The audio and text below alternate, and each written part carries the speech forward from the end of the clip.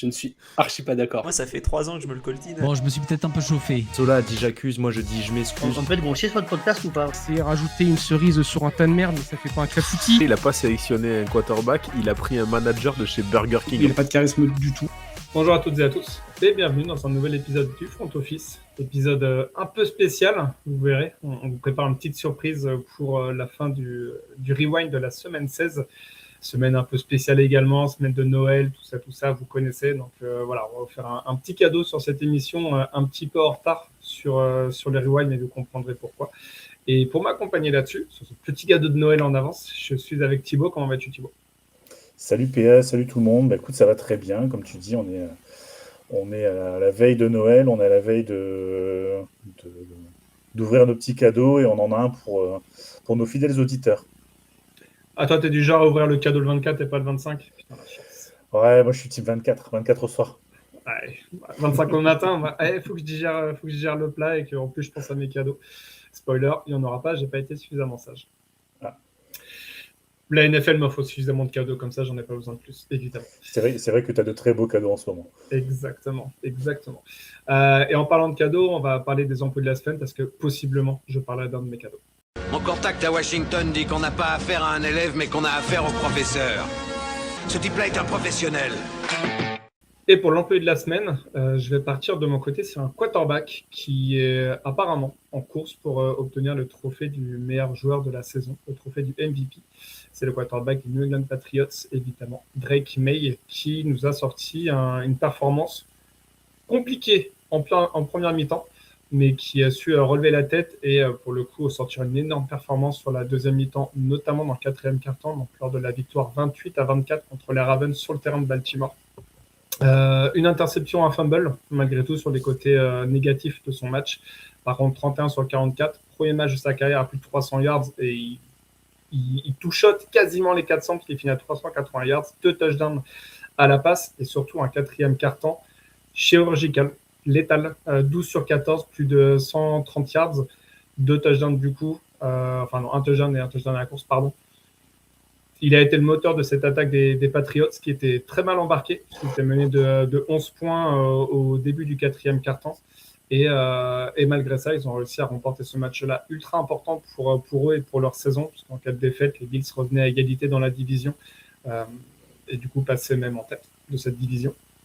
Donc voilà, c'était un match extrêmement important pour eux.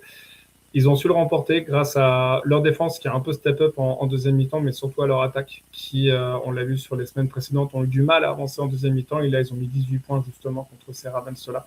Donc, tant mieux pour eux et performance XXL qui permet de rajouter une petite pierre dans le jardin du titre de MVP. Et je pense que là, ça se bat avec Stafford. Je pense qu'ils sont plus que 2 en course. Donc, les 2 dernières semaines seront importantes, mais bon. C'est pas ça le plus important, je dirais, pour ce joueur-là, parce qu'il est au début de sa carrière, c'est sa deuxième saison, et il montre que possiblement, il est là pour 10-15 ans, et que les Patriots ont trouvé leur QB du futur pour leur attaque. Ils vont vraiment, vraiment pouvoir construire autour de lui. C'est déjà ce qui a été fait pendant l'intersaison précédente. Mais là, il confirme en tout cas les attentes et les espoirs. Il confirme même plus que ce qu'on pouvait en attendre sur sa deuxième saison. On attendait un game-winning drive et un match à plus de 300 yards. Il a décidé de faire d'une pierre deux coups dans un seul match. Donc, tant mieux pour les Patriots qui restent en tête de leur division avec un bilan de 12-3. Ouais, c'est, je pense, votre franchise quarterback à coup sûr. On va pas se mentir, sauf énorme blessure qui pourrait venir mettre un terme prématuré à sa carrière, mais on a sur Drake May à aujourd'hui tout ce qu'on veut d'un quarterback de franchise et d'un quarterback qui peut mettre la franchise en position de gagner des Super Bowls. On est sur un quarterback qui progresse, qui a encore progressé, qui globalement a une saison et demie, puisque l'année dernière il démarre pas, il prend en cours de route, et en fait on note semaine après semaine une progression. Alors sur le match contre les Ravens, on peut y voir 2 prismes. On peut y voir une performance des Patriots, on peut y voir les Ravens qui ont complètement explosé en plein vol. Je pense que les deux sont liés.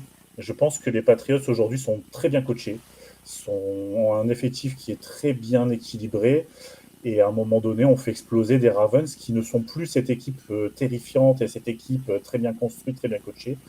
Et tout le crédit leur revient en fait de montrer les faiblesses d'une franchise, de gagner ce match, de garder la tête de la division et de se mettre dans des conditions où ils peuvent espérer passer plus d'un tour de playoff. Après, on a tous en tête la jurisprudence, on va dire, Vikings, mais je ne pense pas que ce soit ce cas de figure-là. Je serais étonné. Je pense que les Patriots peuvent passer un voire deux tours, voire plus si affinité. Encore une fois, on a déjà vu des équipes qui font des rushs comme ça.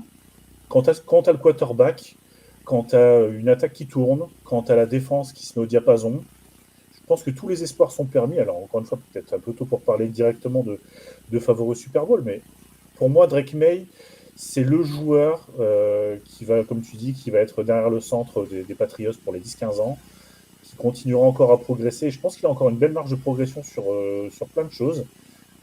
Et il montre encore une fois que le patron, c'est lui, que les Patriots peuvent compter sur lui et qu'on peut construire autour de lui. Aujourd'hui, on voit en NFL, on voit certaines franchises qui galèrent à récupérer des quarterbacks, à construire quelque chose de cohérent. Et moi, j'ai envie de tirer mon chapeau aux Patriots à Drake May parce que finalement, en une année, ils ont réussi à faire le boulot que certaines franchises ne font pas en 5 ans. Et pour ça, il y a beaucoup de crédit à leur mettre à disposition. Ouais, complètement d'accord. Toi, de ton côté, tu voulais partir également sur la même position, donc le poste de quarterback, mais avec un joueur qui est un petit peu plus établi dans la ligue et qui attend impatiemment également d'avoir un jour ce titre de MVP. Tu veux parler de Joe Burrow. C'est ça. Et justement, quand je parlais de franchises qui mettent les gens en bonne disposition, Joe Burrow, moi j'aimerais que Joe Burrow soit tradé. Moi j'aimerais que Joe Burrow parte ailleurs, tout simplement. Je pense qu'il y a besoin d'un fresh start pour tous les deux parce que, certes, on pourrait dire aujourd'hui, j'ai lu un peu partout que oui, Joe Burrow est injury prone, ce qu'on peut demander pour lui, ce serait élevé. Mais est-ce qu'il est injury prone parce qu'il se prend 60, 70, 80 coups dans la tronche par saison? Ou est-ce qu'il est injury prone parce qu'il est naturellement fragile? Moi, j'ai plutôt tendance à penser qu'il se prend beaucoup trop de coups dans la saison et que forcément, comme tous les joueurs, à un moment donné, à force de se prendre des coups, on pète. Et j'aimerais le voir dans une franchise qui va l'entourer déjà au niveau de la ligne offensive, qui va lui apporter de la cohérence dans les choix. Parce que Joe Burrow, on voit qu'il revient de semaines de soins. Il n'y a pas de rythme. Il ressort des performances XXL dès le début. Enfin, le mec, tu le mets sur le terrain, tu le mets derrière son centre, tu le mets... Bon, effectivement, il a 2 belles armes avec Higgins et avec Chase, je suis d'accord. Il a une ligne offensive qui est catastrophique, il a un jeu au sol qui est, on va dire, sur courant alternatif, parce que Chase Brown est bon, mais il y a des moments, le jeu au sol n'est pas vraiment... je trouve pas que les Bengals, question de couleur, les Bengals, c'est vraiment une identité de jeu affirmée à ce niveau-là, et surtout, il prend beaucoup trop de coups, encore une fois. Mais mettez-le dans une franchise, mettez-le, je vais être très provoque, mais mettez-le aux Lions, mettez-le aux Seahawks, c'est Super Bowl, les gars. C'est Super Bowl. C'est un joueur qui est incroyable par sa capacité de lecture, qui a un leader naturel. Moi, j'avais vu le Arnox sur la in-season avec la FC Nord, et je ne sais plus quel joueur lui disait « Ouais, pourquoi tu l'engueules pas ?» Et il lui dit « Mais parce que l'engueuler va faire quelque chose. » Je dis, moi, quand on m'engueule, j'aime pas, je me ferme. Je vais pas le faire pour les autres. Et au contraire, j'ai plutôt l'encourager, le pousser. Donc on sent le leader naturel, on sent le mec qui va pousser son équipe, mais on sent pas le mec toxique. Donc ce mec-là, sortez-le moins des Bengals, payez deux premiers tours, peut-être même 3 et un paquet de sneakers, et mettez dans une franchise où il sera en capacité d'être mieux protégé et d'être en forme sur toute la saison. Et là, je pense qu'on verra le joueur qu'il est. Je parlais de le trader sur 3 premiers tours. Il semblerait que les Dolphins aient tenté avec 4 premiers tours. Alors, je sais plus, j'ai plus vu la news, j'ai plus en tête la news si c'était sur cette saison ou si c'était justement au moment de sa draft, parce qu'il y avait eu aussi des infos comme quoi les Dolphins avaient souhaité remonter au premier pick lors de la draft de Burrow en 2020. Ouais. Donc, je ne sais pas si c'était par rapport à la draft ou par rapport à la saison actuelle. Maintenant, je te rejoins à moitié, c'est-à-dire que pour moi, les investissements, ils ont été faits sur la O-line des Bengals, peut-être mal, mais en tout cas, c'est l'équipe qui a le plus investi sur la O-line sur les 3 à 4 dernières années parmi les 32 équipes en NFL. Donc, ils ont investi, ils ont mis de l'argent, ils ont mis des tours de draft. Comme j'ai dit, peut-être que ce ne sont pas les bons joueurs. Moi, j'aimerais surtout voir, pour le moment en tout cas, avant de parler de trade et de partir de l'équipe, un changement de coaching staff. C'est pour moi l'axe prioritaire. Pas exclusivement le head coach, mais vraiment tout le coaching staff. Et j'inclus également, évidemment, le coach de la ligne offensive. Parce que c'est pas possible de faire autant d'investissements et de voir une O-line ne pas progresser ou de ne pas avoir une progression sur la O-line, pour parler français. Et c'est ça, moi, qui m'embête le plus. Est-ce que c'est Burrow qui tient peut-être un peu trop le ballon? Après, je trouve que le jeu au sol commence à prendre de plus en plus de bonnes reps. Chase Brown, pour moi, c'est un super bon running back parce qu'il est bon à la course et il est bon aussi à la réception. Il finit avec un touchdown à la course et 2 touchdowns à la réception, donc vraie soupape de sécurité. Il y a des petits problèmes de blessure lui aussi, mais voilà, franchement, je pense que tu peux faire avec ce joueur-là et c'est très très loin d'être le pire, au contraire. Il a des armes, comme tu l'as dit, offensivement. Tu mets aux Lions, cette saison, les Lions, à une offensive, c'est quand même beaucoup plus compliqué que ce que ça a été. Et les Seahawks, je n'ai pas dans l'idée non plus que ce soit ultra costaud. Donc, tu l'enverras dans 2 équipes où la O-line est un peu mieux. Ouais, mais on n'est en fait, pas au top de la ligue non plus, quoi. Donc, et je pense que c'est juste le petit plus qu'il faudrait, parce que oui, alors c'est vrai que tu as raison de parler de cette question d'investissement. Oui, ils ont investi, et oui, je pense que le coaching staff a sa part de responsabilité, parce que il y a quand même des vrais sujets sur cette O-line, il y a des vrais sujets sur leur capacité à protéger et à ouvrir des brèches. Après, sur la question du trade, oui, je l'ai vu passer, je pense. Alors, sur le coup, ça m'a fait tiquer parce que j'ai pensé à un truc très bête.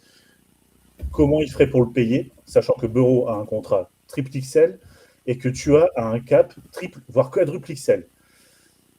Donc, c'est là où je me dis, ouais, ok, on a 300 millions de cap et en gros, ils vont avoir 200 millions sur 2 joueurs, dont un dont ils ne veulent plus. Bon, je te confirme que c'était pour la draft. C'est pour la draft, ouais, bon, voilà. Donc, et ils ont bien offert 4 premiers tours pour remonter au pick numéro 1. C'est confirmé. Parce que moi, sincèrement, j'aimerais revoir, on parle beaucoup là de la fin, de la saison des Chiefs, du côté un peu rafraîchissant de voir des nouvelles équipes. Moi, ça me fait plaisir de revoir les Patriots revenir parce que c'est une place forte de l'AFC. Qu'on aime, qu'on n'aime pas, on s'en fiche aujourd'hui. C'est des équipes qui sont bien construites, qui sont bien faites. Et ben, go, allez-y les gars, faites. Et moi, les Bengals, on avait vendu la rivalité Bengals-Chiefs pendant 10 ans. Bah, force est de constater que les Chiefs ont été à la hauteur d'une certaine manière, parce qu'ils sont toujours plus ou moins là. Et si on en a aussi peur, c'est pas pour rien. Mais les Bengals, je sais pas, il y a un moment, il y a un truc qui a merdé. Dans la franchise, il y a un truc qui a merdé. Et c'est pour ça que je parlais de fresh start, parce que parfois on se rend compte. Alors je repensais, tu parlais des Rams, et je pensais justement au trade Goff Stafford qui a fait 2 euros finalement. Et je me disais, parfois un joueur, il n'est pas forcément bien au bon endroit. Je pensais à McCaffrey qui était très injury-prone aux Panthers et qui, malgré tout, est quand même bien mieux aux Niners. Bon, ça, il a des blessures, mais c'est le poste aussi qui veut ça. Mais il est quand même bien mieux aux Niners. Enfin, il y a plein d'histoires comme ça où les joueurs, parfois, partent de l'endroit où ils sont et ça permet vraiment d'exploiter leur plein potentiel. Parce que pour McCaffrey, je pense qu'il exploite vraiment son plein potentiel dans le système Shanahan. C'est pour ça que je parle à ça. Alors oui, maintenant, les Lions, la O-line n'est pas forcément mieux cette saison. J'aurais peut-être plus pensé à l'année dernière, par exemple, où la O-line était oui, mais ça va revenir. Il y a eu des blessures, etc. Donc c'est spécifique à cette saison. Mais dans l'environnement, dans le coaching, je pense qu'il vaut mieux aujourd'hui être aux Seahawks ou aux Lions qu'aux Bengals. Donc je te rejoins sur est-ce que le bouton reset, c'est pas aussi sur tout ce qui est staff, general manager, etc. pour redonner de l'élan à cette franchise. En tout cas, tu parlais de la rivalité Chiefs-Bengals, ça se tire la bourre en réalité. Les Chiefs sont en 6-9 et les Bengals en 5-10. Donc peut-être qu'on avait mal compris la narrative. C'est peut-être. C'est les frères ennemis. C'est nous qui sommes pas assez intelligents pour ce monde-là, Thibaut, tu sais bien. Oui. Mais voilà, en tout cas, grosse perf, effectivement, comme tu as évoqué, Joe Burrow dans la victoire 45-21 des Bengals contre les Dolphins sur le terrain de Miami. Donc voilà, une victoire un petit peu pour rien, mais une victoire qui permet en tout cas aux Bengals d'être à 33% de victoire. Je devais parler de Joe Burrow parce que c'est le sosie de Kevin McAllister. Donc à Noël, forcément. Et puis, il est un peu home alone dans cette attaque. C'est pour ça. Voilà pour nos 2 employés de la semaine. On va passer au gros dossier. J'ai un dossier énorme, plus gros que la terre. Et celui-là, j'ai mal au ventre. Je me dis, oh my god, je vais devoir le balancer. Et pour notre gros dossier, un événement qui nous a marqué un match, une blessure, une décision arbitrale. De ton côté, tu voulais parler d'une fin de match entre les Steelers et les Lions. Ouais, et j'ai pas aimé cette fin de match parce que je trouve, alors moi je déteste les injustices, Et je trouve que si tu siffles l'OPI de Tesla, tu dois laisser le jeu se poursuivre sur Amon-Ra St. Brown parce que il n'y a pas OPI. Il n'y a pas. Il n'y a pas d'interférence. Il y avait d'autres fautes. Et en fait, on se rend compte, encore une fois, de l'impact des arbitres. Et là, j'étais un peu négatif, mais laissez-les jouer à un moment donné. Enfin, je veux dire, il y a tellement... Aujourd'hui, c'est déjà tellement difficile d'arbitrer, j'en ai conscience. Ça va super vite, les mecs se rendent dedans à toute vitesse, mais on est quand même sur une fin de match où il y a un drive, il y a des choses... alors, que l'OPI soit sifflé sur Tesla, ma foi, pourquoi pas, mais à ce moment-là, on siffle tout. On siffle tout. On siffle tous les contacts. Dès que le mec met sa main sur soit son défenseur, soit le défenseur sur l'attaquant, à ce moment-là, on siffle directement. Et les mecs joueront comme des pingouins, les mains le long du corps, et ce sera peut-être plus facile. Mais je trouve que cette fin de match, elle méritait mieux. En fait, le match méritait mieux que finir sur 2 minutes de palabres, sur il y a OPI, du coup, on laisse pas le jeu, parce que finalement, l'intelligence de jeu de St. Brown de se dire, bon, allez, je fais une passe latérale sur Goff. Je suis un éternel romantique, mais ouais, ça, c'était une belle fin de match. Ça s'arrache, ça joue le jeu. Alors, pas parce que j'aime bien les Lions, les Steelers ne me dérangent pas du tout. Mais je me dis, en fait, aujourd'hui, la saison des Lions est très, très sévèrement impactée par des décisions je trouve que la première, encore une fois, pour moi, le TD de Tesla y est. Donc, normalement, on ne doit pas arriver à cette situation de se dire ah oui, mais il y a OPI de Amon-Ra St. Brown, donc machin. Oui, à ce moment-là, DK Metcalf fait OPI sur tous ses catchs. Hein. Donc, encore une fois, question de point de vue, question de sensibilité, question de plein de choses. Mais je trouve que quand on arrive à ce moment-là de la saison, quand on arrive à ce moment-là, avec l'impact que ça a sur des qualifications en play-off, surtout que c'est deux franchises qui jouaient quelque chose et qui nous ont livré un match super. Enfin, la réception de Gainwell, pour ceux qui ne l'ont pas vu, elle est fantastique. Et se dire, en fait, on finit sur, là, il y a faute, et puis on rejoue, et puis là, du coup, non. Et puis là, 2 minutes pour parler, pour se dire, à cause du règlement, le match est terminé. Moi, ça m'a frustré. Voilà. Donc, c'est un petit coup de gueule sur ces fins de match, sur ces règles qui sont à géométrie variable, parce qu'encore une fois, des fois, je me dis, il y a des pays où il y a au pays, en fait, pas du tout. Et à l'inverse, on va rien voir et ça va siffler. Donc, il n'y a rien de neuf sur le Mississippi. C'est toujours les refs qui ont une interprétation. C'est normal, ils sont humains. Mais je trouve que ça faisait beaucoup de décisions rapprochées, pas forcément très cohérentes. Alors, les fans des Steelers diront que oui, c'était cohérent. Les fans des Lions crieront au scandale. Voilà, c'est plutôt le fait qu'on finisse un tel match qui a donné tellement d'émotions sur un arbitre qui parle et qui dit avec le règlement, le match est terminé. C'était mon petit coup de cœur. Ouais, après, c'est deux actions distinctes, l'offensif passe interférence de Tesla, donc ça normalement amène un touchdown premier ou deuxième down et goal pour resituer, et St. Brown c'est sur une 4e et goal, mais il n'y a plus de temps, il y a plus de temps derrière.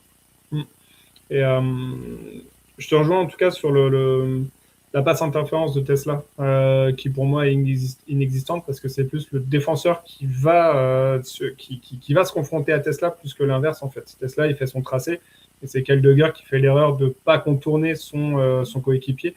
Et en fait, ça libère, c'est un pic naturel, c'est pas un pic forcé de la part de Tesla. Et c'est un tracé qui est appris de base. C'est un tracé, on dit toujours, c'est fait pour embrouiller la défense. Un mec qui part à gauche, l'autre part à droite, pour libérer justement, parce que ça pose une question défenseur, où est-ce que je vais ? C'est ça, c'est pour contrer les couvertures en âme. Et pour moi, en fait, le tracé, et même le tracé réalisé par Tesla, n'amène pas en fait une passe interférence offensive. C'est ça mon problème. C'est-à-dire qu'on en voit dans tous les matchs et c'est jamais sifflé, ou très rarement. Peut-être que dans ce match, ça a été sifflé. Et après, il faut se mettre aussi au diapason par rapport à ce que les arbitres sifflent, malheureusement. Sur celle de St. Brown, pour moi, elle y est parce qu'il fonce en fait tête baissée un peu sur son défenseur, il met les mains, il pousse et ensuite il récupère le ballon. Donc pour moi, celle-là, ça me choque pas qu'il la siffle, très sincèrement. Pour moi, elle y est, très clairement. Par contre, celle sur Tesla, je vois pas trop ce qu'il siffle. Je comprends ce qu'il siffle, mais elle y est pas. Donc pour moi, c'est une faute de la part des arbitres. Après, comme tu l'as dit, les Lions se sont mis aussi en mauvaise position dans ce match-là et c'est j'ai du mal à dire que c'est ça qui les fait perdre, mais en même temps, en fait, il y a touchdown derrière, donc c'est vrai que les arbitres enlèvent 6 points aux Lions, qui leur a permis de gagner ce match. On va revenir à ma blessure, à vraiment le truc que j'ai toujours pas digéré, c'est cette fameuse DPI contre les Rams avec les Saints. En fait, si tu considères que tu arbitres correctement, le match est différent. Et pour cette action, moi je me dis, mais en fait, normalement, Tesla marque. Pas Tesla, je sais plus. Saint-Brown, pardon. Saint-Brown marque.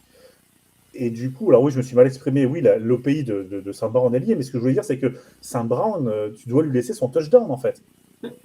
Oui, en fait, t'as pas la situation de Saint-Brown en fin de match. Voilà. Si tu acceptes, c'est le touchdown est valable, doit être validé, et les arbitres ont estimé que non. Je sais que la NFL avait mis en place des révisions vidéo justement sur les DPI et OPI, et en fait, c'est pas possible de mettre ça en place dans le sens où quand les arbitres sifflent une passe interférence, qu'elle soit offensive ou défensive, et que derrière tu leur laisses la possibilité de se contredire.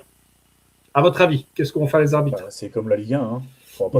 Ils ont un ego qui est suffisamment important pour ne pas se contredire eux-mêmes, donc c'est assez compliqué. Il faudrait une personne neutre, même pas, parce qu'en fait on a vu que ça sert pas à grand chose, et on peut me parler de la professionnalisation des arbitres, oui et non. Enfin, les arbitres ils connaissent les règles, c'est pas tant ça. Maintenant ça revient peut-être à ce qu'a dit Puka Nacua dans un podcast cette semaine ou la semaine dernière, qui a dit il y a des arbitres qui aiment bien se montrer à la télé. Alors, où est le vrai, où est le faux ? Je pense que c'est pas la totale vérité.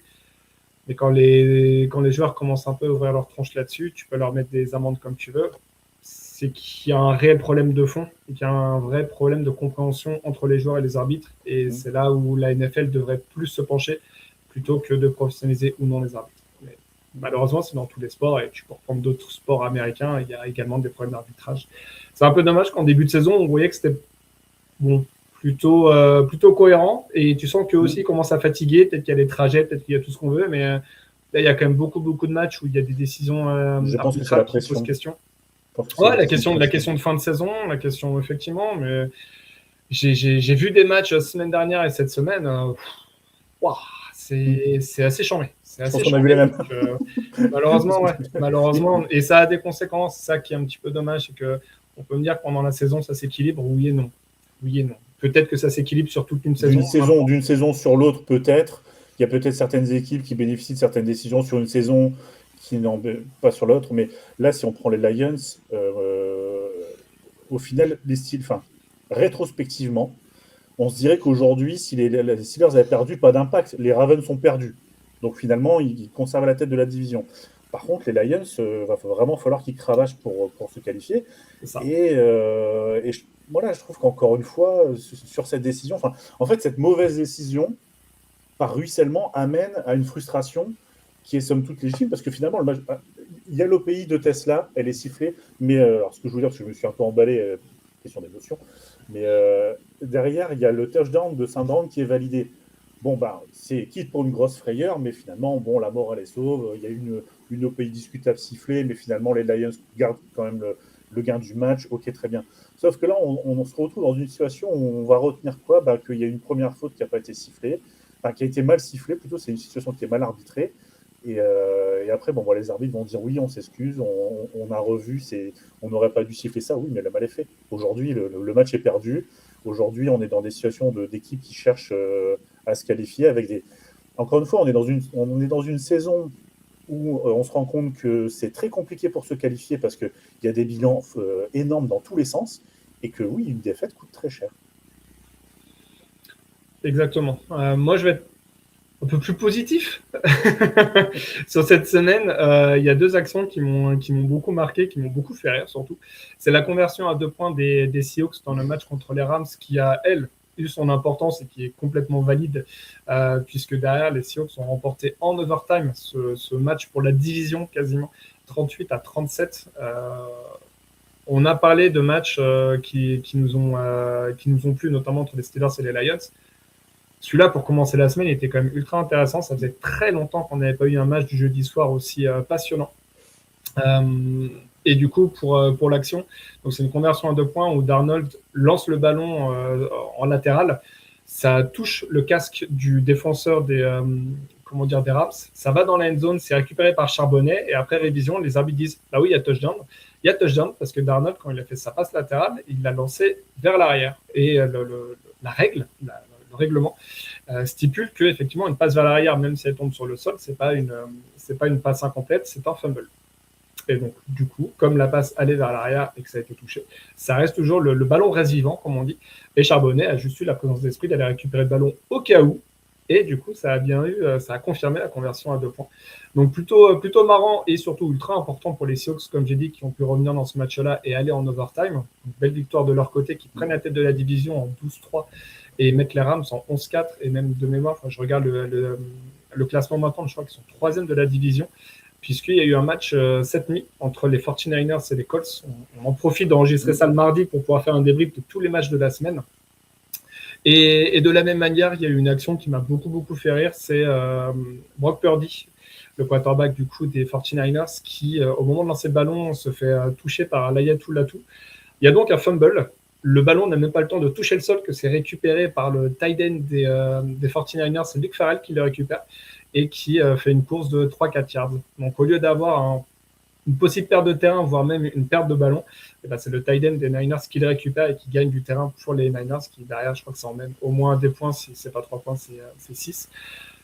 Donc voilà, moi j'ai trouvé ces deux actions assez marrantes. En plus, c'est des équipes de la même division, donc voilà, la situation a voulu que ça se rencontre et c'est assez fun parce que les Niners ont du coup gagné ce match. C'est pas ce qui leur a permis de gagner le match, mais ça les a un petit peu aidés malgré tout, parce que s'il y avait eu perte de balle, ça aurait été peut-être un peu plus compliqué. Mais en tout cas, belle victoire 48-27 sur le terrain des Indianapolis Colts, qui eux sont en décrépitude totale. Et ça leur permet, si je regarde juste le standings, on a du coup les Rams qui passent bien 3e de la division. Ah non, mais c'est encore une fois ce qu'on disait juste avant sur l'impact et d'une défaite. En fait, cette division, la NFC West, elle est incroyable parce que d'une semaine sur l'autre, tu montes, tu dégringoles. La NFC Nord, c'est pareil. Les Bears qui étaient premiers sur la perte se retrouvent du coup 7e pour après remonter. Enfin, c'est les montagnes russes et ça va être très très très serré et ça nous promet de très très gros playoffs en NFC. Et aujourd'hui, se dire qui va gagner sa division, dont on va quand même avoir l'avantage d'au moins un match de playoff à la maison, moi je trouve que ce soit en AFC ou en NFC, je trouve que potentiellement les équipes qui vont se présenter sur la ligne de départ des playoffs ont toutes de bonnes chances et de vraies chances d'aller au bout, sincèrement. Je vois pas une équipe qui est un peu le parent pauvre qui est là un peu par hasard. Allez, j'exclurais peut-être éventuellement mes copains de la NFC Sud parce que c'est peut-être un peu moins, on va dire établi. Mais les 6 autres équipes, c'est très très très costaud. Je te rejoins, je pense que ça fera partie justement du moment consulting de la semaine prochaine. J'ai une question en tête, je la proposerai à l'équipe, mais on va sûrement parler justement de ces équipes-là, de cette saison-là et de la course au playoff. Voilà pour nos gros dossiers, on va passer du coup à notre évaluation. Toi tu vis, toi tu vis, toi tu crèves. Hey, qu'est-il arrivé à notre justice savamment rendue par un conseil présidé par nos très sages anciens? Je les ai tous fusillés. L'évaluation, du coup, nos top et nos flop équipes. Je vais te laisser commencer, Thibaut, par ta top équipe, puisqu'elle est en NFC Sud, division dont tu as parlé il y a même pas 10 secondes avant le jingle. Ouais, ça, c'est du boulot, tu vois. Ça, c'est travaillé, ça, c'est préparé. Ça. Bien Les sûr. transitions naturelles, fluides comme ça, c'est exceptionnel. Oui, une fois n'est pas coutume, je vais m'autoriser un petit moment de kiff personnel avec la petite dédicace aux copains du podcast. Mais quel plaisir de regarder les Saints malgré des matchs clairement nuls. On a un effectif qui est relativement décimé de partout. Mais les Saints qui battent les Jets, donc on gagne 29-6. On a un Tyler Shock qui est très intéressant, qui pose question, mais de bonnes questions, je trouve. Et à voir comment on peut l'entourer. Et on se rend compte que finalement, les Saints restent sur 4 victoires d'affilée. Ça bosse bien. La défense a clairement step up. On a une défense avec un Papy Jordan qui a touché son petit bonus de 800K sur un sac. On a un Chase Young qui est un poison permanent. On en parle un petit peu avec Alexandre sur Jonas Sanker, et sur la draft des Saints qui est globalement très bonne, bah, ma foi, j'ai envie de dire que, oui, comme j'ai mis dans mon petit message pour ceux qui ne sont pas sur YouTube, mais The Saints are coming, parce que j'ai l'impression qu'il y a un peu de vie, on redevient un petit peu cette équipe qui ne lâche rien et sur qui il faut vraiment aller taper jusqu'au bout pour les battre. Et la culture que Kellen Moore est en train de mettre, alors Kellen Moore a fait des erreurs, Kellen Moore n'a pas forcément tout bien fait, mais si on se rend compte de ce qu'on pensait en début de saison et aujourd'hui le sentiment après cette victoire, parce qu'il faut quand même rappeler que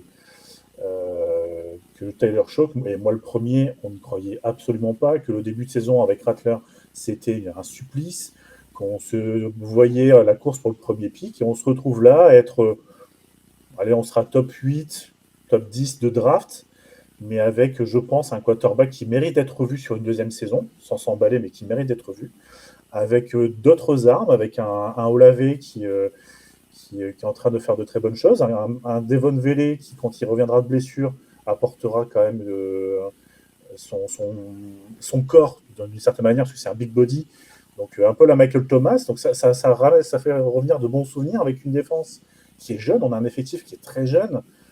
Si on arrive à bien drafter encore une fois, je pense qu'on peut redevenir une place forte en NFC, sans encore une fois s'emballer, sans parler de quoi que ce soit, mais je pense que l'année prochaine, on peut avoir des ambitions de viser peut-être mieux que ce qu'on avait cette saison, tout simplement. Et ça, si on se rappelle les previews, si on se rappelle la morosité de début de saison, ben voilà, j'étais très négatif sur le point avec les arbitres, mais je voulais être un peu positif avec ma franchise parce que cette saison, on n'attendait rien, mais on n'est pas déçu. Et ça, je trouve que c'est très bien, c'est très positif, ça rend l'intersaison très intéressante, ça rend un petit peu le fait de regarder cette équipe, la direction qu'elle va prendre. On a un cap qui est en train de s'assainir, on a des pics de draft où on a l'impression que c'est plus la roue de la fortune où les mecs se disent allez, qui on va drafter? Allez, un edge PT, injury prone d'une fac qu'on ne connaît pas. On a l'impression qu'il y a des belles choses à venir dans cette franchise et c'est pour ça que je le mets en top. Certes, on a battu les Jets qui sont en déliquescence, certes, on n'est pas les plus beaux à voir, certes, il y a des vrais trous encore dans cet effectif, mais je trouve que il se passe peut-être un truc à la Nouvelle-Orléans. Moi, c'est possible, comme tu l'as évoqué, match contre une équipe qui est quasiment en vacances et viré leur défensif coordinateur dans la semaine, 29-6. Mais il y a des bonnes choses. Il y a une connexion entre Shock et Olave qui commence à être bien établie. Le choix d'avoir laissé partir Rashid Shaheed aux Seahawks pour possiblement proposer un contrat à longue durée à Olave, du coup, prend tout son sens là-dessus, je trouve. Et puis effectivement, il y a une classe de draft qui performe bien et les Saints seront sûrement attendus sur la draft 2026 pour justement rajouter encore des joueurs d'impact, des joueurs importants sur les prochaines saisons. De mon côté, je voulais parler d'une équipe dont on a peu parlé cette saison, qui a enfin gagné à domicile et dans un match gagnable, on va dire. C'était les Tennessee Titans qui ont gagné du coup 26-9 contre les Chiefs de Kansas City, qui jouaient avec Gardner Minshew pour commencer, qui lui aussi s'est fait. Alors, il a les croisés d'un peu touchés, mais ils sont pas pétés. Donc il en aura pour moins longtemps que Patrick Mahomes. Et c'est Oladokun qui avait lancé une seule passe de toute sa carrière en NFL qui a pris le relais, donc QB3. Voilà, on sent que là, il y a tout qui explose un petit peu du côté des Chiefs. La défense n'y est plus du tout. L'attaque non plus, elle n'a jamais été trop là pendant la saison. Mahomes cachait quand même pas mal cette faiblesse-là. Mais écoute, ce qu'ils ont montré, en tout cas, ça a été plutôt intéressant du côté des Titans. Kamara a fait un très bon match. Il a eu des lancers qui me font dire qu'il peut avoir un avenir en NFL, en tout cas, il a du talent. Il y a encore des lancers qui sont quand même très problématiques, bien sûr. Ça reste un quarterback rookie. On sait qu'il n'a pas eu beaucoup non plus de matchs en NCAA. C'est un quarterback qui est très brut dans son cheminement pour arriver à être un quarterback NFL ready, prêt, on va dire. Mais en tout cas, ce match-là a montré des belles choses. On parlait de draft réussi. Eux, ils ont essayé d'apporter pas mal de talent offensivement, notamment sur le poste de receveur. Et je trouve que la connexion, notamment avec Ayo Manor, est plutôt bonne de son côté. Donc, à voir ce que ça va donner. Le general manager est arrivé l'été dernier, donc lui, il ne bougera pas. C'est Mark Pogunzi, si je ne dis pas de bêtises, qui vient des Chiefs, justement. le coaching staff, lui, risque de bouger. Je vois pas le head coach rester en place actuellement. À voir sur qui ils vont partir, parce que j'ai pas vu de nom trop ressortir non plus de mon côté. Mais est-ce que le coaching staff va vouloir rester avec Cam Ward? Je l'espère. En tout cas, lui laisser une deuxième saison. Parce que, comme je l'ai évoqué, la connexion avec ses receveurs commence à bien prendre. Il faudrait de leur côté également avoir un coach de ligne offensive. Je pense que ça pourrait être mieux, parce qu'eux aussi, ils ont fait des investissements et je ne comprends pas qu'il y ait autant de pression et de sacs accordés sur Cam Ward. Alors, on sait que c'est un quarterback qui garde quand même beaucoup de ballons pour le moment dans l'état actuel. Mais malgré tout, je pense qu'il y a de la qualité dans cette équipe. On en parlait en tout début de saison, notamment avec GG, où c'est vrai que défensivement, moi je trouvais qu'ils avaient fait des super investissements il y a 2 ans encore. Ça a du mal à prendre. Là aussi, ça me pose des questions. Je ne comprends pas pourquoi ça ne prend pas. Est-ce que ça a été des mauvais choix de joueurs? Je pense à L'Ajarius Sneed notamment, qui est constamment blessé depuis qu'il est arrivé chez les Titans. Mais voilà, pour moi, tout n'est pas acheté. Il y a une base, il y a une fondation qui peut être solide. Est-ce que c'est Cam Ward? Ça, là, j'ai encore une interrogation, mais il y a des joueurs qui sont solides. Jeffrey Simmons notamment, ils ont bien fait de ne pas l'avoir échangé parce que lui, c'est vraiment un des top joueurs de cette équipe et de la NFL sur le poste de defensive tackle. Donc à voir, l'intersaison va être importante et un petit peu partout, dans les bureaux et sur le terrain, donc intéressant. Et c'est bien d'avoir gagné à domicile, parce que avoir une saison blanche à domicile, c'est pas quelque chose que tu as envie de vendre auprès de tes supporters. Là, je pense que ça va donner envie aux supporters de retourner au stade l'année prochaine, parce qu'il y a des vraies bonnes choses positives qui peut être amené à voir l'année prochaine. Donc voilà, je voulais les mettre en avance, qu'on les a beaucoup mis en flop équipe, et à raison. Là, sur ce match-là, moi, j'avais quand même mis les Chiefs favoris. En tout cas, dans mes pronos, je les ai mis victorieux. Ils ont sorti une belle partition, je trouve. Donc bravo à eux. Et à l'année prochaine, avec une perspective un petit peu plus positive, j'espère. Ouais, bah c'est ça. Après, c'est vrai qu'à un moment donné, le 3-2, quand on voit la feuille de score sur la soirée, on voit un 3-2, on se dit d'accord, ok, bon, bah, ça a l'air d'être un beau match. Mais non, après, il n'y a pas de match facile, il n'y a pas de victoire facile en NFL, ça faut toujours se le dire. Donc bravo aux Titans d'avoir été là chercher. Pour Cam Ward, je pense que ça peut être la jurisprudence Trevor Lawrence quand Urban Meyer s'était fait virer. C'est-à-dire que le coach qui est arrivé derrière a dit bon ben voilà, on a un QB en qui on croit, donc on va le garder. Après, il se peut que ça soit un Josh Rosen bis. Ce sera une des questions d'intersaison pour les fans des Titans. Sur Josh Rosen, pour ceux qui n'ont pas la ref, c'était un quarterback drafté par les Cardinals très haut à la draft. Je crois qu'il était drafté en 6 ou 7, quelque chose comme ça. Et l'année d'après, il fait une saison kata et les Cardinals vont chercher Kyler Murray avec un meilleur pick. Donc, à voir sur ça. Mais comme tu dis, je pense que Cam Ward, il a montré des choses. Comme tous les QB rookies, il garde trop le ballon, il fait des erreurs. Mais il y a des choses intéressantes. Sur la ligne offensive, bah, j'ai envie de dire que oui, ils ont investi, mais le problème des Titans, c'est qu'ils font toujours des paris, en fait. C'est que Skoronski, on le prend, on sait qu'il a des limitations physiques, c'est un pari, on le prend, mais ça marche sans trop marcher. J.C. Latam, c'est pareil, c'est le fameux énorme tackle offensif d'Alabama, mais qui ne fonctionne jamais. Donc encore une fois, c'était un pari, ça aurait très bien pu marcher. Hein. Encore une fois, par définition, un pari, c'est qu'on estime qu'il y a des chances que ça fonctionne. Mais à côté de ça, comme tu disais, en défense, il y a des bons joueurs. Je pense à Winston, le safety de Penn State, qui était très très costaud, qui était vraiment une bonne pioche dans leur effectif. Et il y a plein de bons joueurs chez les Titans, ça c'est sûr. Maintenant, oui, est-ce qu'une bonne draft, un front office un peu plus aligné, des coachs de position qui vont permettre à certains joueurs de se développer. Il y a effectivement des motifs d'espoir, et je pense que ce match, c'est un petit peu pour faire un parler avec les Saints, c'est un petit peu le match qui peut leur faire prendre conscience qu'il y a quand même des bonnes choses dans leur effectif, que tout n'est pas acheté.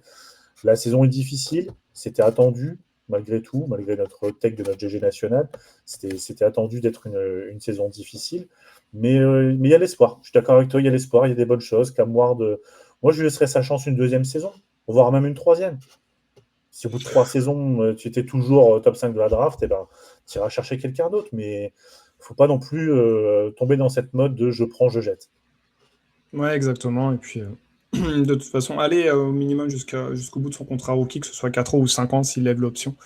Mais à minima 4 ans pour voir ce que ça donne, je te rejoins Voilà, là-dessus. c'est ça. Au bout de 3 ans, tu auras un visu. Tu sauras ce que tu as entre les mains. Donc la 4e saison, c'est dernière chance. Et à partir de là, soit tu fais comme Jordan Love, tu ne lèves pas l'option de 5e saison, mais tu dis si tu fais une grosse saison, derrière, on te paye. On paye beaucoup trop cher parce que c'est ma flop équipe. Je voulais parler des... Je t'ai lancé vers les Packers. Ah bah là c'est une autoroute, là. C'est, ouais, effectivement, route 66 de mon côté. Mais oui, parler des Packers parce que j'ai vu pas mal de choses passer sur Discord, notamment sur le Rams Seahawks, en disant que les Rams avaient choke. Je suis un peu en désaccord dans le sens où moi je voyais plutôt les Seahawks être passés à côté, et en fait je trouve ils se sont juste remis la tête à l'endroit, et qu'après offensivement, quand ça a mieux marché, ça a mis largement en difficulté les Rams. Pour les Packers, je ne comprends toujours pas cette défaite, je vais pas mentir. Ils menaient ils se prennent un 13-3 dans le 4e quart-temps, et c'est pire que ça, parce que c'est même pas le 4e quart-temps en lui-même, c'est les 5 dernières minutes. En soi, pourquoi pas? Tu te prends le field goal, les Bears reviennent à 7 points. Pourquoi pas? Ou c'est l'inverse, ils reviennent à 3 points. Je sais plus, c'était 16. Non, c'était 16-9, donc c'est ça. 19. Donc ils reviennent à 7 points. Tu as le onside kick. Pourquoi tu mets Dobbs sur le onside kick? Il a des bonnes mains, je dis pas, mais c'est un des joueurs les plus petits de ton effectif. Sur les onside kick, il faut mettre les joueurs de plus grande taille, avec des bonnes mains de préférence, bien sûr, mais les joueurs de grande taille, parce que s'il n'est pas à la réception, au moins il peut faire un bloc. Là, incompréhension de mon côté, et puis après, tout a explosé de leur côté, quoi. Ils se prennent un touchdown pour aller en overtime. En overtime, leur 4e et 1, c'est n'importe quoi. Le snap, il est raté, le ballon, il tombe.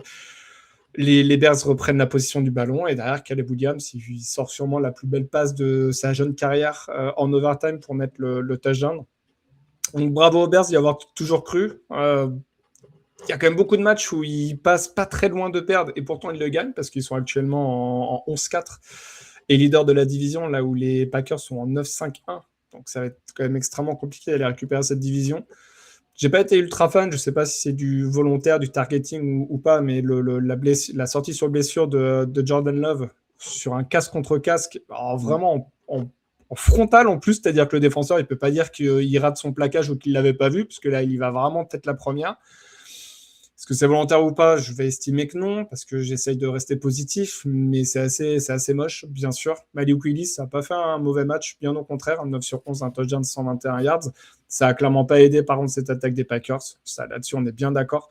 Dans une période de la saison où il fait quand même extrêmement froid à Chicago, et c'est pareil, mettre ce match-là un vendredi soir, alors qu'il faisait sûrement moins de 0 degré, bon, je reste aussi assez perplexe. Essayer de mettre les joueurs dans des bonnes conditions. Pareil, un match à 19h ou à 22h30, je pense que ça n'a pas le même impact sur les joueurs que les matchs à 2h du mat.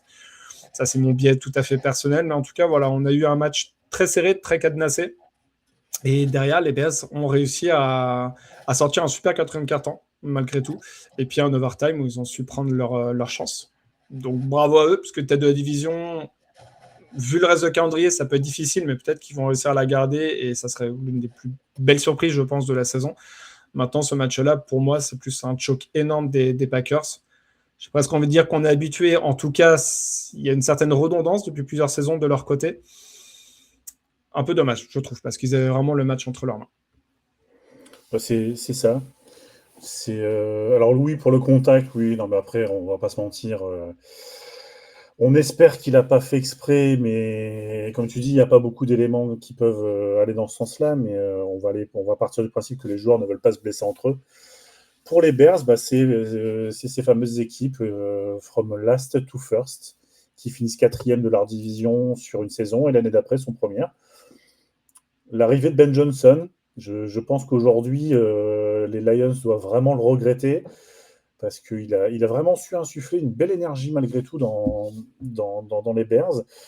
Caleb Williams reste pour moi toujours une inconnue, parce que Caleb Williams, sur certains matchs, on va se dire « Ouais, là, ça y est, il a passé un cap, le match d'après, c'est abominable. » Et là, sur ce match-là, en l'occurrence, il est pas mal. Enfin, voilà, moi, je ne suis pas un hater de Caleb Williams. Encore une fois, il y en a qui le détestent par rapport à ses prises de position, par rapport à ses goûts personnels. Moi, je m'en fiche tant que le mec sur le terrain sait mener son équipe. Et c'est ce qu'il a fait. Et par rapport à Ben Johnson, ça renvoie à une petite discussion sur le Discord des Broncos sur le génie offensif de Matt LaFleur, où je disais que j'étais pas prêt à entendre le génie offensif de Matt LaFleur. Et voilà, Matt LaFleur nous a encore montré que son équipe, il ne la tient pas du tout. Comme tu dis, le snap, les décisions.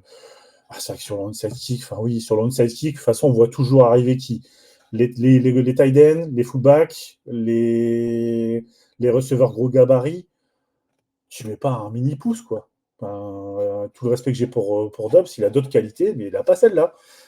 Et ça se paye cash. Donc je trouve que d'un côté, il y a un coach qui optimise son équipe à bloc, qui a un coordinateur défensif qui a transfiguré certains joueurs, et qui retrouve certains joueurs parce que Jalen Johnson revient, parce que donc du coup la secondary des Bears va falloir se la faire quand même. On a un front seven qui met une pression constante. Et en face, on a des Packers, j'ai l'impression, qui sont figés. C'était un petit peu... Moi, c'est l'impression d'un lapin coincé dans des phares, tu sais. Il voit la voiture arriver et il va se prendre la voiture. Et les Packers, c'est un peu ça. Pourtant, il y a de la qualité dans cette équipe, il y a des bonnes choses, mais je trouve qu'aujourd'hui, la blessure de Parsons met en lumière que cet effectif défensif est fragile. Parce qu'aujourd'hui, on se rend compte que la secondary n'est pas super costaud.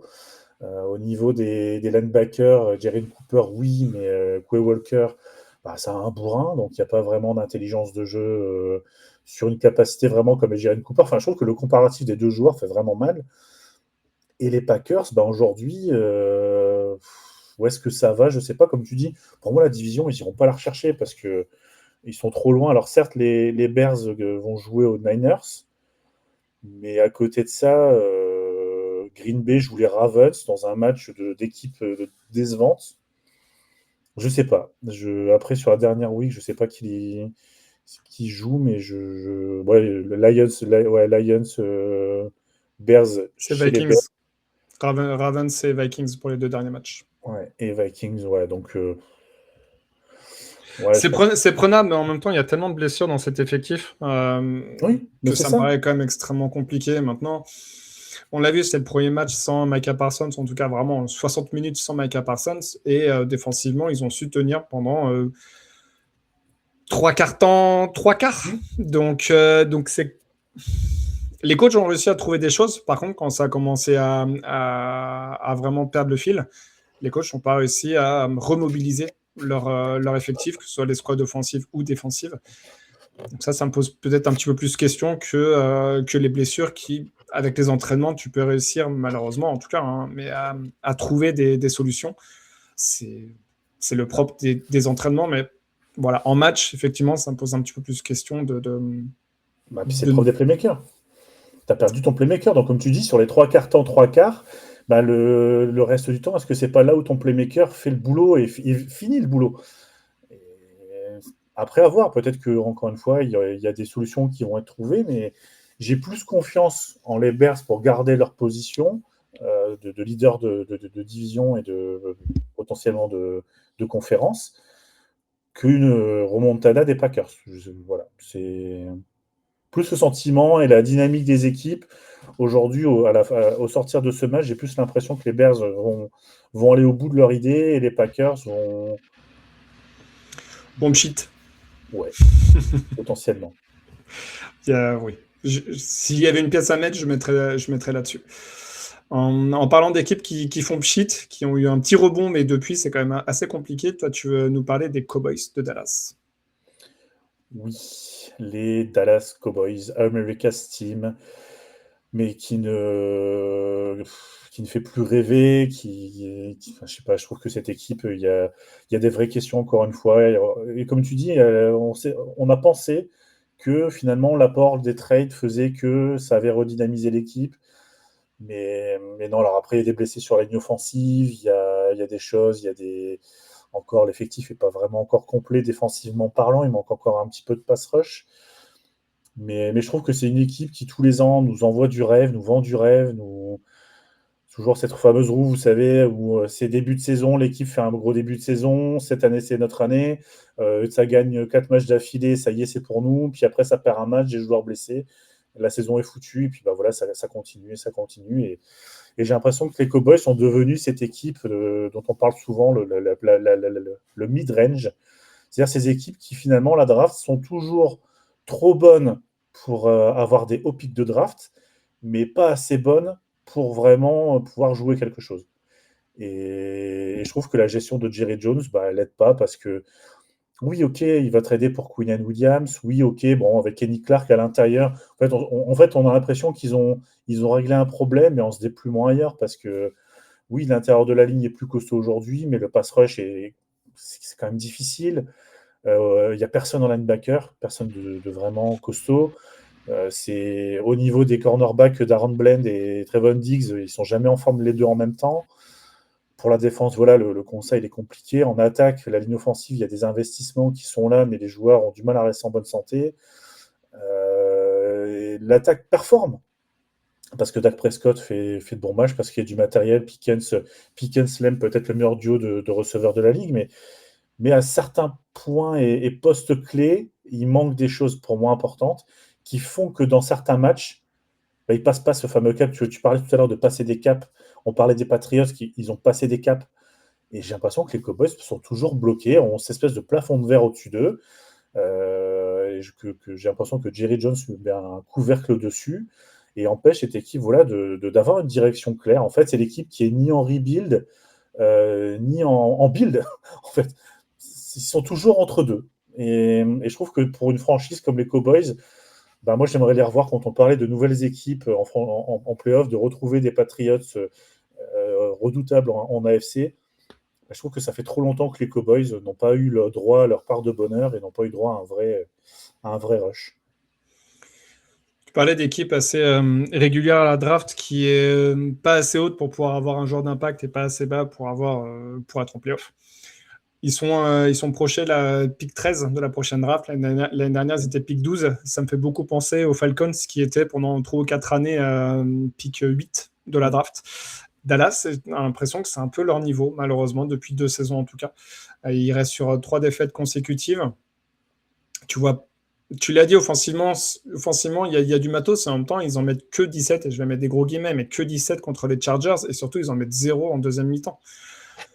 Donc, oui, offensivement, il y a des choses. Et à domicile, oui, offensivement, il y a des choses. Tu l'as dit, Pickens Lamb, effectivement. Maintenant, c'est pas suffisant contre une défense des Chargers qui, depuis plusieurs semaines, a step up. J'ai vu une stat passer, je crois qu'il reste sur 7 victoires sur les 8 derniers matchs. C'est sûrement l'équipe dont on parle le moins, qui surfe vraiment sur une série ultra intéressante. Alors, peut-être aussi parce qu'ils ont fait 3 victoires, une défaite, 4 victoires, donc il n'y a pas une vraie streak très longue. Effectivement, maintenant, ça reste quand même, sur les 8 dernières semaines, une très, très bonne équipe.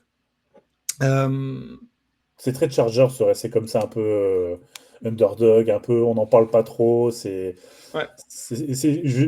je ne sais plus quel podcast avec un mec des Chargers qui disait, mais nous, en fait, on est l'équipe que tout le monde s'en fout, personne nous déteste, mais personne nous aime vraiment.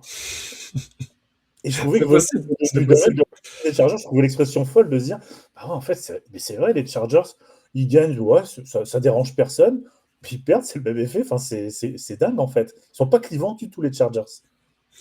Ouais, peut-être parce que ça manque aussi de joueurs à forte personnalité. Tu vois, Justin Herbert, moi, j'estime que c'est un super quarterback. Maintenant, il n'a pas une personnalité qui crève le plafond non plus, mais voilà, il y a vraiment des bonnes choses. On a beaucoup critiqué, par exemple, Quentin Johnston a été fait un touchdown magnifique. Je vois très peu de receveurs dans la ligue réussir à faire cette réception, et ça se trouve, il est ultra régulier cette saison, mais ça se trouve, la semaine prochaine, il va dropper 4 des 5 ballons qui lui seront lancés dans sa direction. Mais je répète, cette saison, en tout cas, je trouve qu'il a trouvé une certaine régularité, et surtout, il arrête ses drops assez affreux, surtout quand il est ouvert. Il y a des bonnes choses dans cette équipe. Justin Herbert est toujours blessé à la main gauche. C'est pas sa main de lancer, mais ça reste quand même pas très pratique pour tenir un ballon, notamment dans sa poche. On sait que pour les quarterbacks, pour éviter les fumbles, il faut garder le ballon dans ses 2 mains. Donc voilà, malgré tout, il y a du vrai positif. Ils sont toujours en course. C'est surtout ça que moi je veux mettre en avant pour la tête de la division. Ils vont rencontrer les Texans la semaine prochaine, et surtout, s'ils arrivent à taper les Texans, ils vont rencontrer les Broncos à Denver dans un match pour la division. Donc ouais, vraiment super saison de cette équipe-là qui est passée à un moment donné au travers. Ils ont eu un moment de creux. Ils ont su bien rebondir et je trouve que moi, ils montrent vraiment des choses ultra intéressantes. Donc top de leur côté. Côté Cowboys, effectivement, fin de saison, parce qu'ils ne feront pas les playoffs. Donc ça, c'est officiel, surtout avec la victoire des Eagles en plus. À voir ce que ça va donner sur cette fin de saison.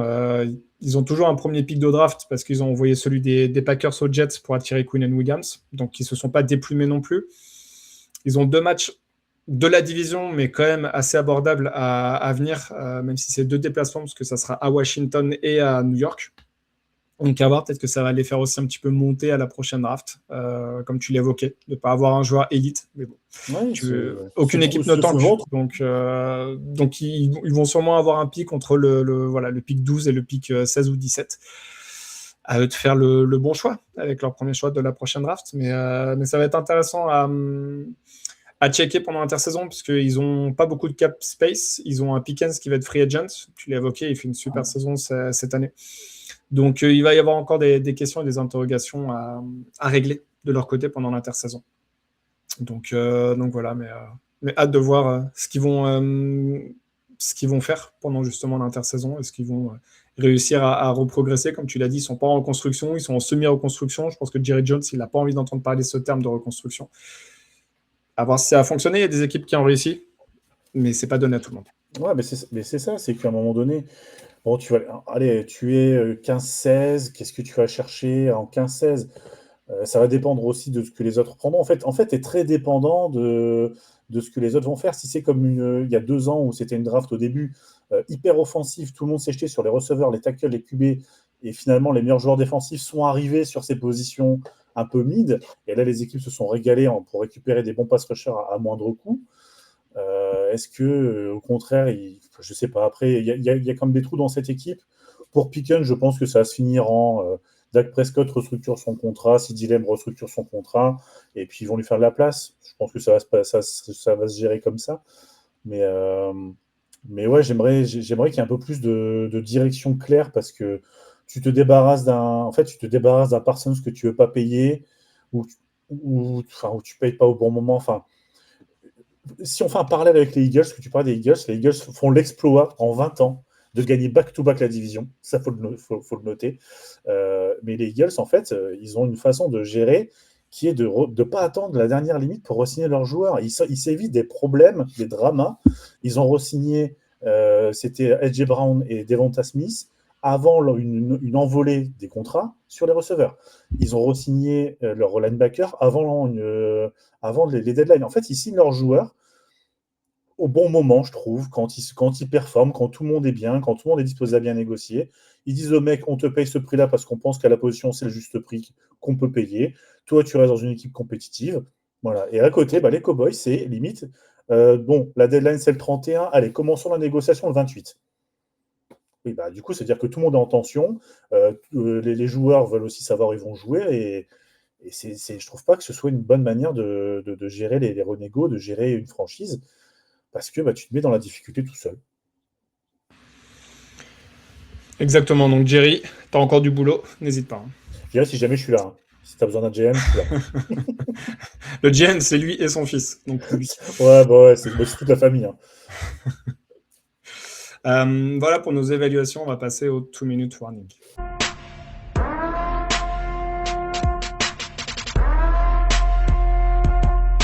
Le 2-minute warning, on va donc reprendre tous les scores de cette semaine 16. Donc on l'a évoqué, Seattle qui a gagné un match au couteau contre les Rams 38-37 en overtime. Les Commanders qui ont perdu 18-29 contre les Eagles. Comme tu l'as évoqué, ça permet aux Eagles de remporter la division. Ça faisait 21 ans qu'il n'y avait pas eu de back-to-back. Commence à avoir des bonnes choses, surtout un super match de Saquon Barkley. Les Eagles ne seront pas bons à prendre en play-off. Ouais, je reste pas ultra convaincu non plus parce que c'était les Commanders. Ça a été mieux en deuxième mi-temps, mais la première mi-temps a quand même été très très compliquée. Donc j'attends encore de voir. Surtout la semaine prochaine contre les Bills. Les Chicago qui ont gagné 22-16 en overtime contre les Packers. Les Bills qui ont gagné 23-20 contre les Browns sur le terrain de Cleveland. On attendait le record de Myles Garrett. Il n'a fait que l'égaler avec un demi-sac. Et sinon, énorme match de James Cook. Encore une fois, je crois que ça fait plus de 10 matchs, qui finit à plus de 100 yards au sol. Donc, vrai bon running back de la ligue. Qu'est-ce qu'on a pensé, toi, d'une des deux équipes?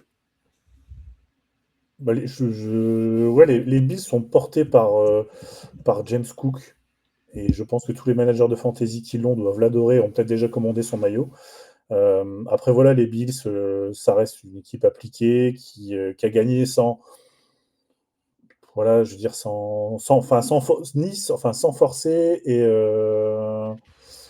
Et en face, Cleveland, oui, on attendait Myles Garrett, ce sera pour la semaine prochaine.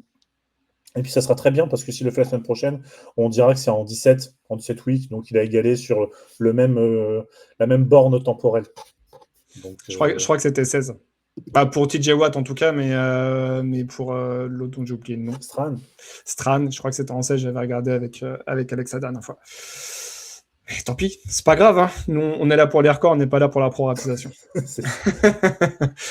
Les Chargers, on l'a évoqué, qui ont gagné 34-17 contre les Cowboys. Les Titans qui ont gagné 26-9 contre les Chiefs. Les Bengals qui ont gagné 45-21 contre les Dolphins. Les Saints qui ont gagné 29-6 contre les Jets. Les Vikings qui ont gagné 16-13 contre les Giants, avec un super match de JJ McCarthy, 108 yards, dont 85 à la réception pour Justin Jefferson. La connexion se fait, c'est le côté positif qu'on peut trouver. On est sur du 56K, ça arrive, on va bientôt passer à la DSL. À côté de ça, Jackson Dart, 33 yards sur ce match-là, à 7 sur 13, une interception. Je me demande s'il n'était pas un peu blessé, parce que le début de match me laisse très perplexe, parce qu'il n'avait lancé aucune passe sur tout le premier quart-temps, il me semble. C'était très suspect, je trouvais. Oui. Je l'ai en fantasy, pour revenir sur fantasy, Dart, et je pensais même qu'il était blessé. J'ai dû passer à côté de la notif. Je suis retourné plusieurs fois sur Skipper. Non, en fait, je pense qu'il doit avoir un problème. Il doit avoir un problème physique ils veulent pas le. Et je trouve que c'est intelligent. Ils veulent pas le casser. Et pareil pour les Giants. On en parlera encore un petit peu après sur leur fin de saison, mais rendez-vous l'année prochaine avec de bons espoirs. En tout cas, il y a de quoi espérer du côté de New York.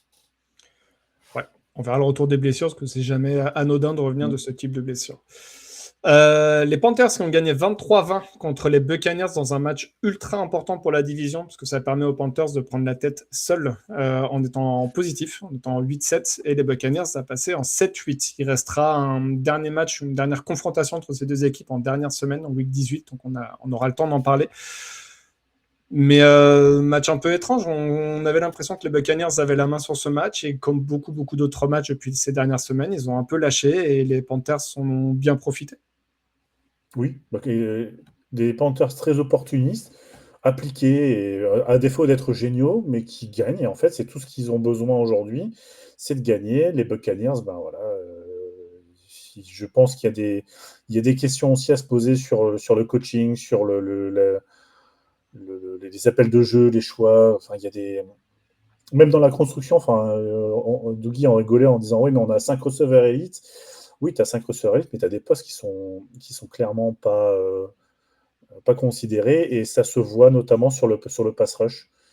Donc, comme tu dis, il y aura un dernier rendez-vous en dernière week, et vu les calendriers, c'est pas impossible que les deux équipes soient égalité à ce moment-là.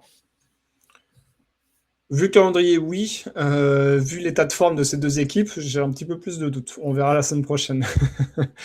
Les Jaguars qui ont créé la surprise, si on peut dire, 34-20 sur le terrain des Broncos.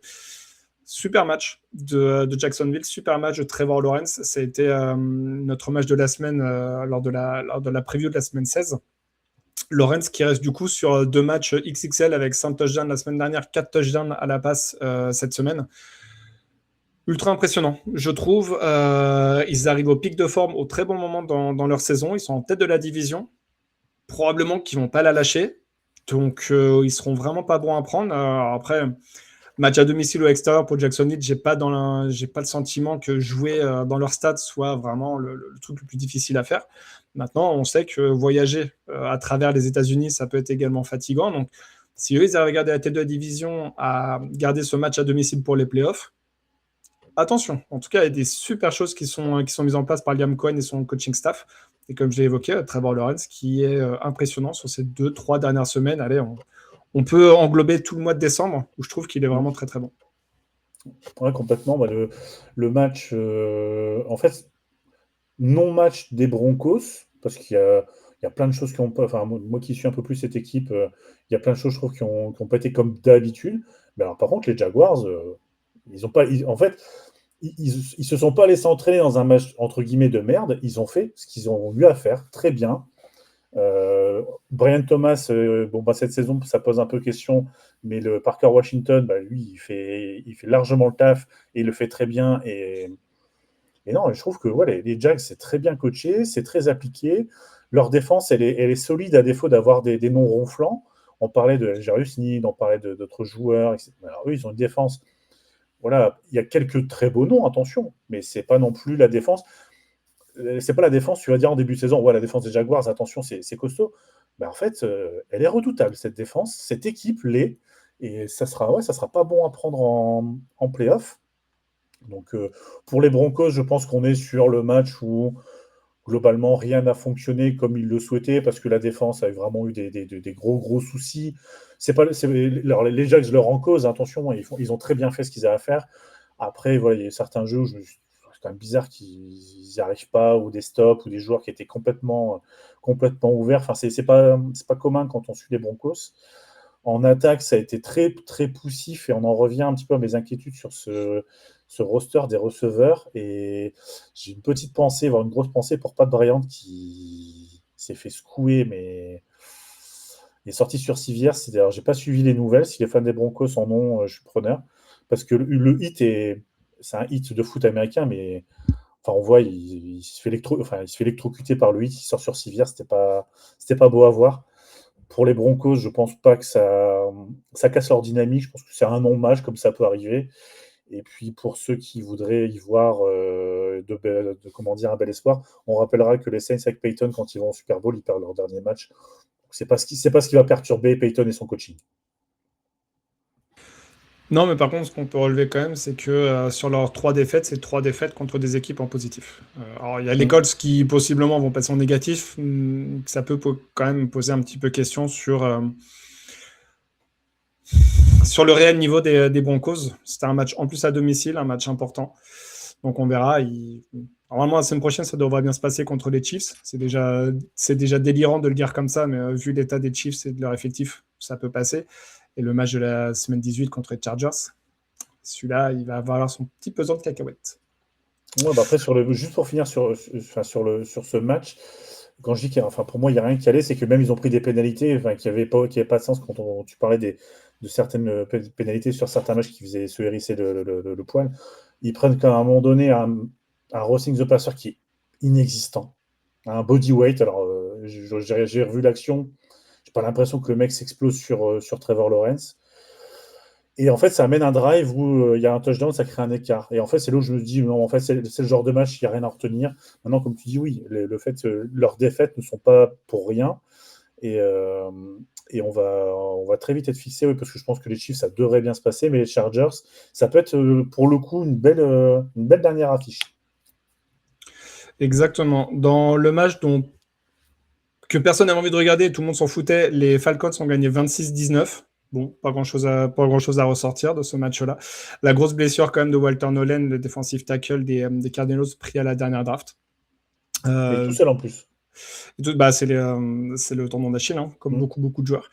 Bizarrement, quand les joueurs sont blessés au genou et qu'ils compensent, bizarrement, le tendon explose. On a eu quelques cas cette saison en NFL, on en a eu plusieurs aussi en NBA. On peut en citer notamment des gros noms, comme Kevin Durant par exemple, ou Tyrese Haliburton en finale NBA l'année dernière. Il faut peut-être arrêter aussi d'en demander trop à ces joueurs-là qui sont des machines, mais pas des machines infaillibles, en tout cas qui peuvent se blesser. Je trouve ça un petit peu triste parce que ça veut dire que l'année prochaine, on ne le revoit pas et on le reverra maintenant qu'en 2027. Je trouve ça un petit peu dommage personnellement. Les Steelers ont gagné 29-24 contre les Lions, on l'a évoqué. Les Texans ont gagné difficilement contre Vegas 23-21. Bon, un peu poussif. Je pense qu'ils préparaient plus leur match de la semaine prochaine. Oui. Ça peut arriver aussi. Il y a des équipes, on sait qu'il y a des coaching staff qui aiment bien préparer 2 semaines à l'avance en se disant, bon, ce match-là, il va être easy peasy. Vegas a montré de la vie. C'est peut-être bien, mais c'est surtout bien d'avoir perdu, je pense, pour le choix de la prochaine draft. Oui, oui. Mais c'est complètement ça. Les Texans, en fait, pareil, je regardais ce match en parallèle des Broncos et je me suis fait cette réflexion et quasiment les mêmes mots. Je me suis dit, ils savent qu'ils vont gagner, que peu importe, il suffit qu'ils montrent un peu plus les muscles, ils passeront devant. Ils sont concentrés sur la semaine prochaine et ils ont gagné. Voilà, c'était pas beau, mais après, c'est à l'image des Texans. C'est une équipe qui ne lâche rien. C'est une équipe qui est très accrocheuse, qui a une très grosse défense aussi. Et ouais, offensivement, tout était poussif, mais ouais, c'est comme quand on joue un match avec son petit frère au basket. On sait qu'au bout d'un moment, bon, on met deux paniers à la fin, on finira par gagner. C'est un petit peu ça. À noter le très bon match d'Ashton Genty à plus de 120 yards au sol, et c'est son deuxième match en carrière, après le match contre les Bears où il a fait 138 yards. Donc voilà, il y a des choses toujours positives quand même à prendre dans une saison quand même extrêmement compliquée pour les Raiders. Les Patriots ont gagné sur le terrain des Ravens 28-24, on l'a évoqué, et enfin, dans la nuit de lundi à mardi, les Niners ont gagné sur le terrain des Colts 48-27. Ça nous donne dans nos pronostics internes, encore une fois, des grosses différences parce que certains favoris ont perdu. Donc, ça veut dire que GG a eu des bons pronostics et passe en tête, du coup, avec 11 bons pronostics et 157 bons pronos depuis le début de la saison, à égalité avec toi, Thibaut. Mais comme tu as fait 10 cette semaine, GG a du coup la main chaude, la main mise dessus. J'ai perdu. Et le pire, c'est que c'est pas pour. Ça n'aurait rien changé, mais j'ai tendance à oublier parfois le match du jeudi dans les pronos. Bon, après, aucun impact parce que j'aurais perdu à chaque fois. T'aurais mis les Rams? J'aurais mis les Rams, ouais. J'aurais mis Rams, c'est la semaine d'avant, j'aurais mis Détroit aussi, donc pas de regret. Mais oui, je me dis, attends, je suis égalité avec GG. C'est bien, c'est pas bien. Non, c'est bien, grosse saison. Alex qui vous suit, Alex et Anto qui vous suivent, pas très très loin, 155 points tous les deux. 11 pour Alex et 10 pour Anto cette semaine. On a Doug qui est à 152, un petit peu décroché, avec 9 points. Et puis derrière, bon, voilà, la voiture balai, comme on peut dire, le groupe Eto, comme on peut dire au cyclisme. On a Guilty à 150 points qui a fait 10 points cette semaine. Moi-même à 146 et 9 points. Et Alex qui est Alexandre avec 141 points. Sauf grosse surprise, va finir dernier de ce classement avec 8 bons pronostics. Et moi, de mon côté, je pense que je vais lâcher ma couronne. Et je vais regarder de très très loin cette belle bataille entre toi, GG, Alex, Anto. Sauf si Doug nous fait une remontada des enfers. Mais voilà, je pense que ça va jouer entre tous les quatre. Donc voilà, au moins une place sur le podium, si ce n'est plus pour certains. Et celui qui gagne, évidemment, vient costumé au Super Bowl. Donc que le meilleur gagne, comme on dit. Exactement. Voilà du coup pour ce rewind. On a fait le tour sur cette semaine 16. Merci beaucoup Thibaut. Avec plaisir Pierre. Et comme je l'ai évoqué en début d'émission, on a peut-être un petit cadeau pour vous. Donc on aura du 2 en 1, puisqu'on va chaîner directement avec la preview de la semaine 17. Petit jingle. Voilà, je sais que c'est un jingle que vous avez beaucoup aimé lors d'un live. Donc on enchaîne directement avec cette semaine 17. On va reprendre notre conducteur normal. Alors normal, on va pas faire le rewind du Monday Night Football parce qu'on a déjà parlé de ce Niners Colts. L'avantage aussi d'enregistrer ça le mardi. Dites-nous d'ailleurs en commentaire un petit peu partout où vous voulez, hein, YouTube, Spotify, si vous préférez les épisodes le mercredi matin, parce qu'on ne pourra pas toujours faire ça pendant la saison, parce que là on a des congés, donc c'est plutôt c'est un peu plus simple. Mais si vous préférez avoir un rewind avec tous les matchs qu'on pourrait débriefer, ou alors garder ce principe-là de parler du Monday Night Football dans la preview de la semaine d'après, vous nous dites en commentaire et on verra nous pendant l'intersaison si on arrive à adapter un petit peu les agendas des uns des autres. Mais on va commencer du coup cette preview de la semaine 17 par le moment consulting. Tu vois ce livre prédit l'avenir. Il contient tous les résultats de tous les événements sportifs jusqu'à la fin du siècle. Le moment consulting, on en a parlé la semaine dernière avec Alex, on avait parlé de l'AFC, mais pour vous et pour nous, quelle équipe on voit aller au Super Bowl en NFC? Je reprends du coup le standings actuellement, parce qu'il y a encore des équipes qui pourraient obtenir une place pour les playoffs. On a du coup les Seahawks, les Bears, les Eagles qui ont validé leur place en playoffs. On a également les Niners et les Rams en bye.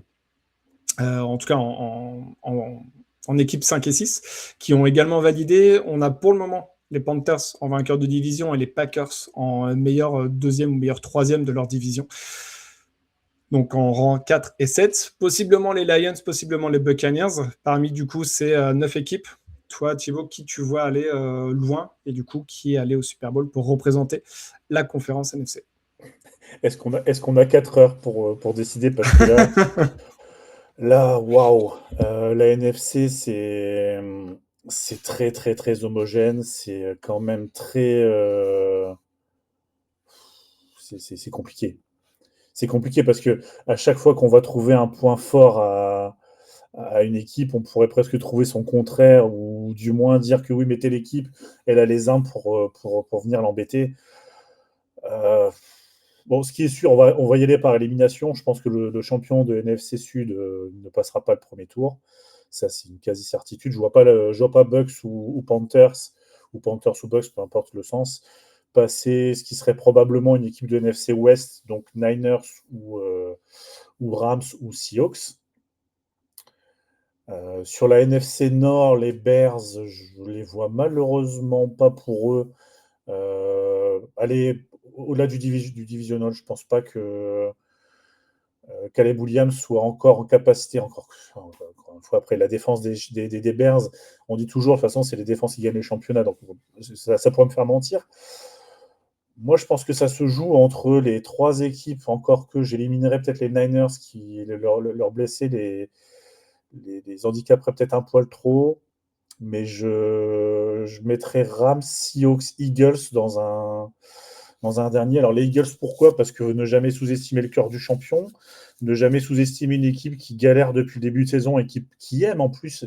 Philadelphie aime être underdog, aime être détesté. Je me méfierais toujours de ces équipes qui ne sont jamais aussi fortes que quand elles sont dos au mur. Et à côté de ça, les Rams restent l'équipe la mieux coachée de la ligue. Et les Seahawks, sont pour l'instant leaders. Donc, pour moi, ça se joue entre ces 3-là. Et les 3 ont vraiment de très gros arguments pour me faire dire qu'ils vont y aller. Mais ont aussi des faiblesses intrinsèques pour dire, non, finalement, ça ne le fera pas. Maintenant, si tu me demandes vraiment, je mettrai les Rams. Ouais, je te rejoins sur tout ce que tu as dit. J'aurais bien mis une petite pièce sur les Niners, mais c'est vrai que défensivement, ça me fait trop peur, même si offensivement, du coup, là, ils ont enchaîné 26 cartons avec au moins des points. Oui.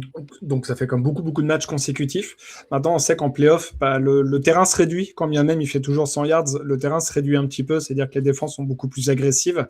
Il va y avoir aussi des matchs beaucoup plus dans le froid, etc. Donc, on sait que ça peut être assez irrégulier. L'attaque, là où la défense, normalement, c'est quelque chose qui garde une certaine stabilité. Je parle des défenses qui sont performantes, pas des défenses qui fonctionnent uniquement sur des turnovers, bien sûr. Et à ce jeu-là, effectivement, je mettrais quand même mon avis également sur les Rams par rapport à ce qu'ils ont montré. Maintenant, les Rams ont quand même perdu des matchs sur lesquels ils étaient quand même relativement en avance. Ils ont perdu contre les Panthers également, sur un match qui... Sur le papier, tu les mettais comme largement favoris. Je trouve qu'en NFC, effectivement, il y a peut-être plus d'équipes qui ne me rassurent pas. Et il n'y a pas une équipe qui ressort réellement en me disant « Ok, c'est vraiment sur elle qu'on va pouvoir s'appuyer ». Comme tu l'as évoqué, à ce jeu-là, c'est peut-être les Eagles qui vont pouvoir s'en sortir après quand même une saison extrêmement difficile. On l'a pas mal évoqué. Je pense très sincèrement que cette semaine, que ce match-là contre les Bills va aussi nous donner beaucoup d'indications sur le réel niveau de ces Eagles. Parce qu'effectivement, il y a eu cette victoire contre les Commanders. Je l'ai évoqué, je pense que le score est un peu trompeur. Ce match-là, par contre, contre les Bills, attention. Parce que là, les Bills, ils arrivent en très, très grosse forme. On a un Josh Allen qui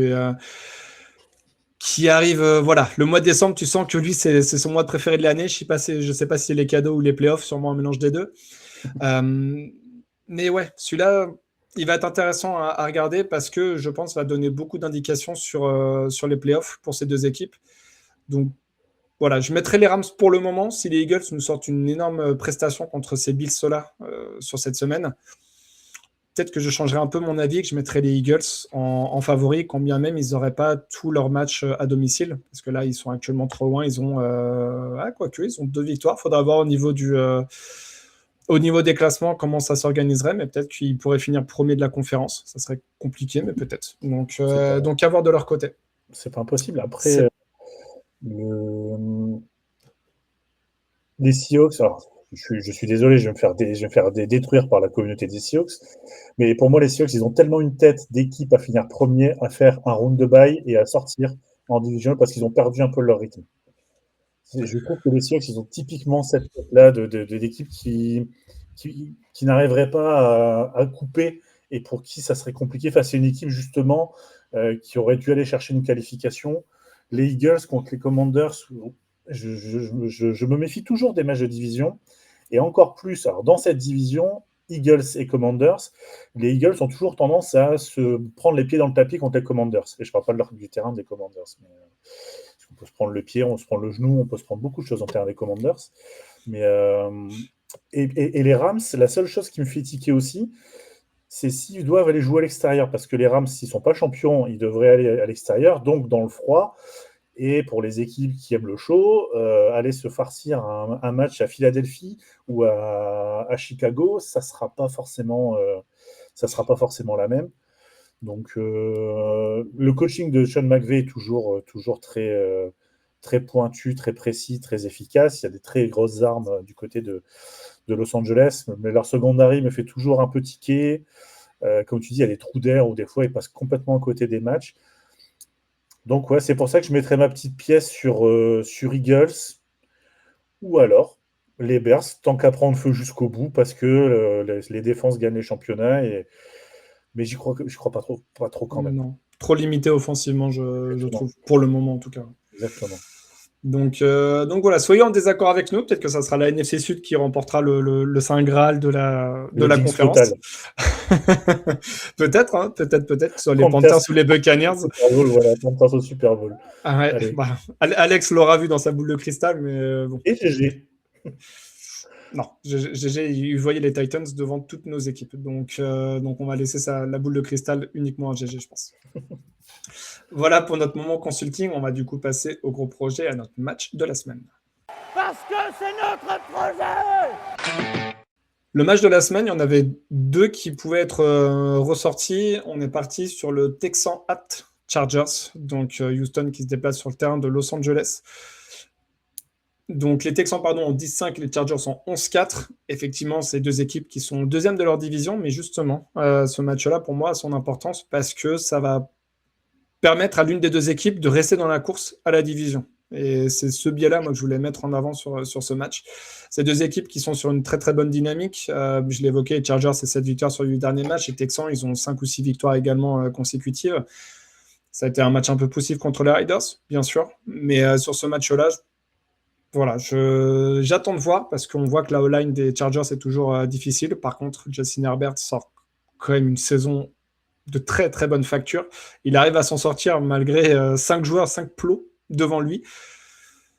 On a vu des équipes avec 5 plots et ils ont énormément souffert contre cette défense-là des Texans. Est-ce que les Chargers vont réussir à trouver le bon plan de jeu et trouver des solutions pour Justin Herbert et le jeu au sol pour avancer et mettre des points? C'est moi ce que je vais regarder sur ce match-là, en plus justement de la finalité et du rendu que ça donnera justement dans la division. C'est ça, c'est le vainqueur continuera à mettre la pression sur son premier, sachant que les Texans ont quand même moins de chances de passer devant les Jaguars que les Chargers qui joueraient cette fameuse finale en Week 18 contre les Broncos. Après, par contre, là, tu parlais des plots des Chargers. Je pense que ça peut être rédhibitoire contre ce front seven des Texans qui est terrifiant. Parce qu'il n'y a pas d'autre mot quand on voit les matchs d'Anderson, de Hunter, de Toto, leur linebacker. Ça tape fort, ça met de la pression. Demekorian, c'est très bien monté ses plans de match défensifs. Offensivement, ça va être force contre faiblesse. Parce que la force des Texans, c'est leur défense face à une O-line des Chargers qui est très faible.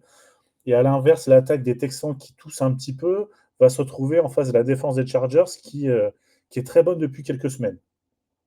Donc, je trouve que c'est vraiment un match qui est hyper intéressant. Donc pour ceux qui n'auraient pas le calendrier en tête, n'oubliez pas cette semaine, encore une fois, entre les matchs de Noël, etc., il y a des horaires un peu particuliers. Mais ce Texans Chargers est à 22h30 le samedi 27. Donc, si jamais vous êtes en fin de journée, bobonne et couché, ben allez-y, go, c'est le bon horaire pour regarder ce match, en profiter. Exactement. Je sais pas si ça sera diffusé sur une chaîne française parce qu'on a vu la semaine dernière que le match de vendredi n'avait pas été diffusé. Je pense que c'est dans le cadre aussi des accords avec Prime, avec Netflix et tout. Avec DAZN. Je crois que c'est l'exclu DAZN. De mémoire, les matchs du 25, c'est sur Netflix. Donc il y en a deux sur Netflix et un sur Prime. Voilà. Donc ce serait peut-être sur Prime alors. C'est là, ce que j'ai, c'est NFL Net. Donc je sais pas si c'est DAZN ou autre. Mais, ouais, ce sera DAZN. Ouais, bah, c'est DAZN parce que pour nous, en tout cas pour nous, en France, ce sera sur DAZN. Ouais. Exactement. Donc voilà, effectivement, match ultra intéressant. On a hâte de voir ça. On a des belles 2 dernières semaines avec, comme on l'a évoqué déjà depuis plusieurs semaines, des divisions qui sont encore à prendre pour des équipes. Donc voilà, celui-là, il va valoir, je l'ai beaucoup dit, mais celui-là, il va avoir son vrai pesant de cacahuètes. Parce que derrière, avoir des matchs à domicile, notamment en play-off, on sait que c'est quand même un élément extrêmement important pour les équipes, donc à eux de jouer de leur côté. Et les Texans ont tellement une tête de poison en AFC. Mais à domicile ou à l'extérieur, non, absolument. Ouais, mais c'est pour ça. Et je dirais même qu'ils seraient pires à l'extérieur. C'est possible. On l'a vu l'année dernière, justement. On l'a vu l'année dernière. Non, c'est à domicile d'ailleurs contre les Chargers, pardon. Voilà pour notre gros projet. On va passer du coup aux heures sup. J'ai dit travailler plus pour gagner plus. Bah oui. Bien sûr. Pourquoi? Parce que vous croyez qu'en travaillant moins, vous allez gagner plus? Les heures sup, un match, un joueur, peu importe. Et je vais te laisser commencer.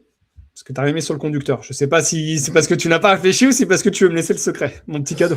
Non, c'est vraiment parce que j'ai pas forcément réfléchi. Non, moi sur le match, c'est justement Détroit Minnesota, parce que j'aimerais bien que Détroit gagne en tout cas pour s'offrir éventuellement le droit de rêver pour une qualification play-off. Voilà, par rapport à ce qui s'est passé à la fin du match contre les Steelers, j'aimerais qu'ils aient le droit de rêver jusqu'au bout. Mais aussi parce que c'est un match de division, parce que c'est un match à Noël, donc c'est toujours sympa. Et puis surtout parce que ça serait l'occasion de voir un petit peu à l'œuvre cette équipe de Détroit sous pression. Parce que j'ai quand même l'impression que justement, sous pression, les Detroit Lions ont beaucoup plus de mal que les saisons passées à se maintenir. Donc contre Minnesota et l'énigme JJ McCarthy, qui est capable du meilleur comme du pire, et parfois même dans le même match. Je suis curieux de ce match. Après, voilà, on l'a dit, le Texans Chargers, forcément, oui, me hype. Sur les autres matchs, il n'y a rien vraiment qui m'interpelle autant. Peut-être le Bears 49ers en Sunday Night sur 2 équipes à bilan identique. Mais pour Détroit, c'est parce qu'il y a toujours cette équipe qui arrive à finir sur un rush et à se qualifier alors qu'ils n'avaient pas beaucoup de chance. Et je me dis pourquoi pas Détroit cette année, ça pourrait être eux. Après, ils jouent les Vikings, ils jouent Chicago en dernier match. Donc s'ils veulent aller en play-off, là ils ont l'occasion d'aller se les chercher tout seuls comme des grands. Et c'est tout mal que je leur souhaite. Ouais, c'est juste que ça dépend pas que de eux, malheureusement, mais effectivement, ça va avoir son importance pour le reste de leur saison. Moi, je voulais partir sur un match, pareil, avec 2 équipes dont on a assez peu parlé cette saison, mais les New York Giants qui se déplacent sur le terrain des Las Vegas Raiders. Attention les yeux, celui-là, puis en plus, il sera un peu tout seul, parce que il y a un seul match à 10h05. Faut se mouiller la nuque, hein. Ah, il va bien se mouiller la nuque, ou alors... tu vois, ce moment-là, entre la slate de 19h et puis le match de 10h30, bon, est-ce que c'est pas le moment justement pour aller faire un petit pipi, se prendre un petit verre d'eau, tu vois, c'est rater les premières minutes de ce match-là. Je suis pas sûr que tu vas rater grand-chose en termes de football. Mais malgré tout, match ultra important pour ces 2 équipes. Pas pour aller en play-off, malheureusement, hein, mais pour la course au first pick. C'est ce que je me suis noté. L'équipe qui perdra aura la certitude d'être premier tour, premier choix de draft l'année prochaine. Donc, Imagine, ils font nul. c'est possible. C'est possible. Mais alors, ces deux équipes, ils vont pas être en recherche des mêmes joueurs ou des mêmes positions. Donc, en soi, tu peux te dire, allez, ils finissent 1 et 2, c'est pas bien grave. Mais c'est vrai que si les Raiders, eux, vont être en recherche d'un quarterback, c'est quand même ce qu'on peut leur conseiller très fortement. Je leur conseillerais également de finir first pick parce que s'ils sont deuxième, les Giants, rien ne leur interdit de trade down, comme ils l'ont fait d'ailleurs l'année dernière. Non, c'était Cleveland qui l'a fait, pardon. Comme l'ont fait Cleveland, par exemple, l'année dernière avec leur pick numéro 3. Donc, bon, on sait qu'en NFL, ça tanque pas. Maintenant, si les Raiders devaient tanker, je pense que ça serait l'excellent moment pour le faire contre des Giants. On l'a évoqué hein, avec Jackson Dart qui nous semble un petit peu atteint physiquement, puisqu'il n'a pas beaucoup lancé le dernier match. Ils ont beaucoup de failles également offensives ou défensives. Donc voilà, à voir si l'équipe aura ça en tête. L'une des deux équipes, en tout cas, aura ça en tête de semi-tanker, même si ça ne se fait pas trop, parce qu'il y a quand même des histoires de contrat pour ces joueurs-là, bien sûr. Mais voilà, on saura normalement après cette semaine-là qui sera first pick. Donc match à regarder, bien sûr. C'est le seul intérêt que j'ai pour ce match-là et potentiellement acheter Genty pour voir s'il refait un match à plus de 100 yards. Ouais, bah c'est clair que ça va pas être un summum de football, ça va être plus un match qu'on s'inflige si on le regarde. Après, non, je pense que de toute façon, tout le monde zappera après sur le Eagles-Bills dont tu as parlé tout à l'heure, qui sera très intéressant aussi. Et oui, je pense que sur les deux équipes, il y en a une qui peut se dire, si je suis first pick, je peux trade down et récupérer encore plus d'assets pour reconstruire mon effectif, parce que de toute façon, les deux effectifs sont à construire. Il n'y a pas de question de renforcer. On est sur construire.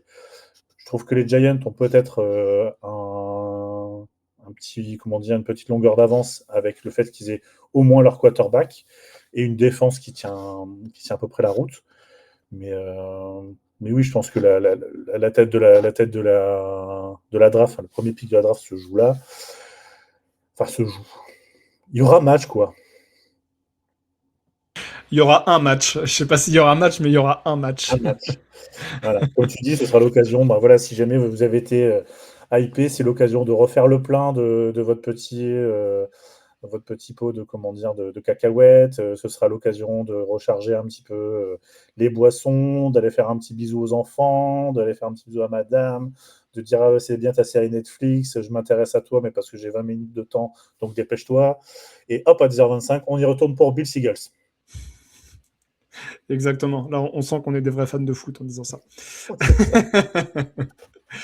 Voilà, du coup, pour ces heures sup, avec deux matchs bien radicalement différents, je dirais, avec des enjeux aussi très différents. On va pas se mentir. Oui.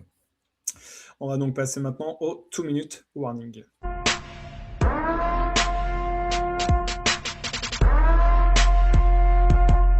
Et le 2-minute warning, on sort donc notre petite application Sleeper. Je laisserai de côté le Broncos Chiefs parce que ça sera notre overtime, notre preview du Thursday Night Football.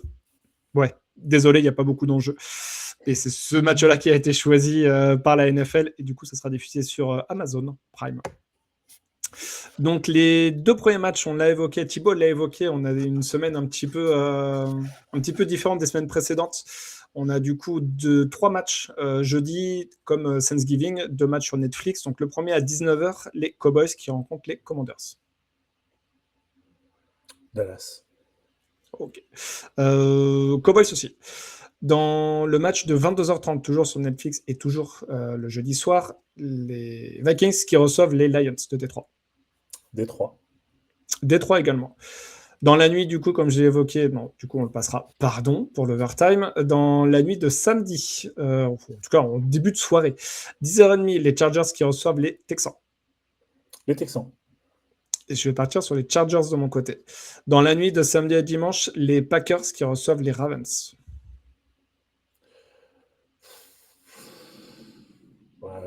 Allez, les Ravens. Packers de mon côté.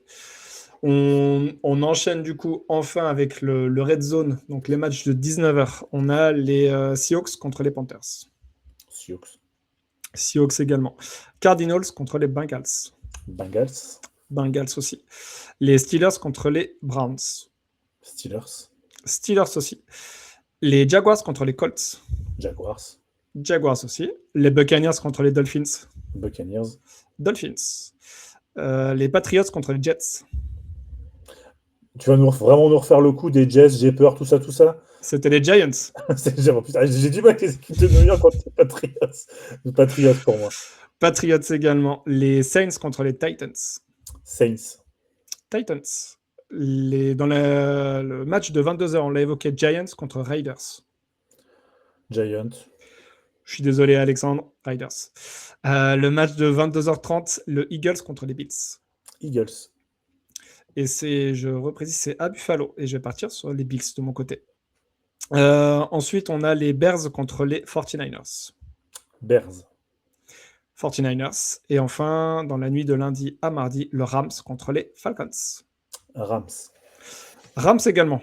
Bon, vous avez vu sur les matchs, hein, la slate de 19h. Bon, on a des favoris en commun, on va dire. C'est ça. C'est qu'il n'y a pas non plus un suspense sur les matchs de 19h. Incroyable. Non. La NFL a bien changé certains matchs pour garder leur match intéressant un petit peu plus tard, effectivement. Voilà pour notre 2-minute warning. On va terminer du coup et conclure cet épisode par l'overtime.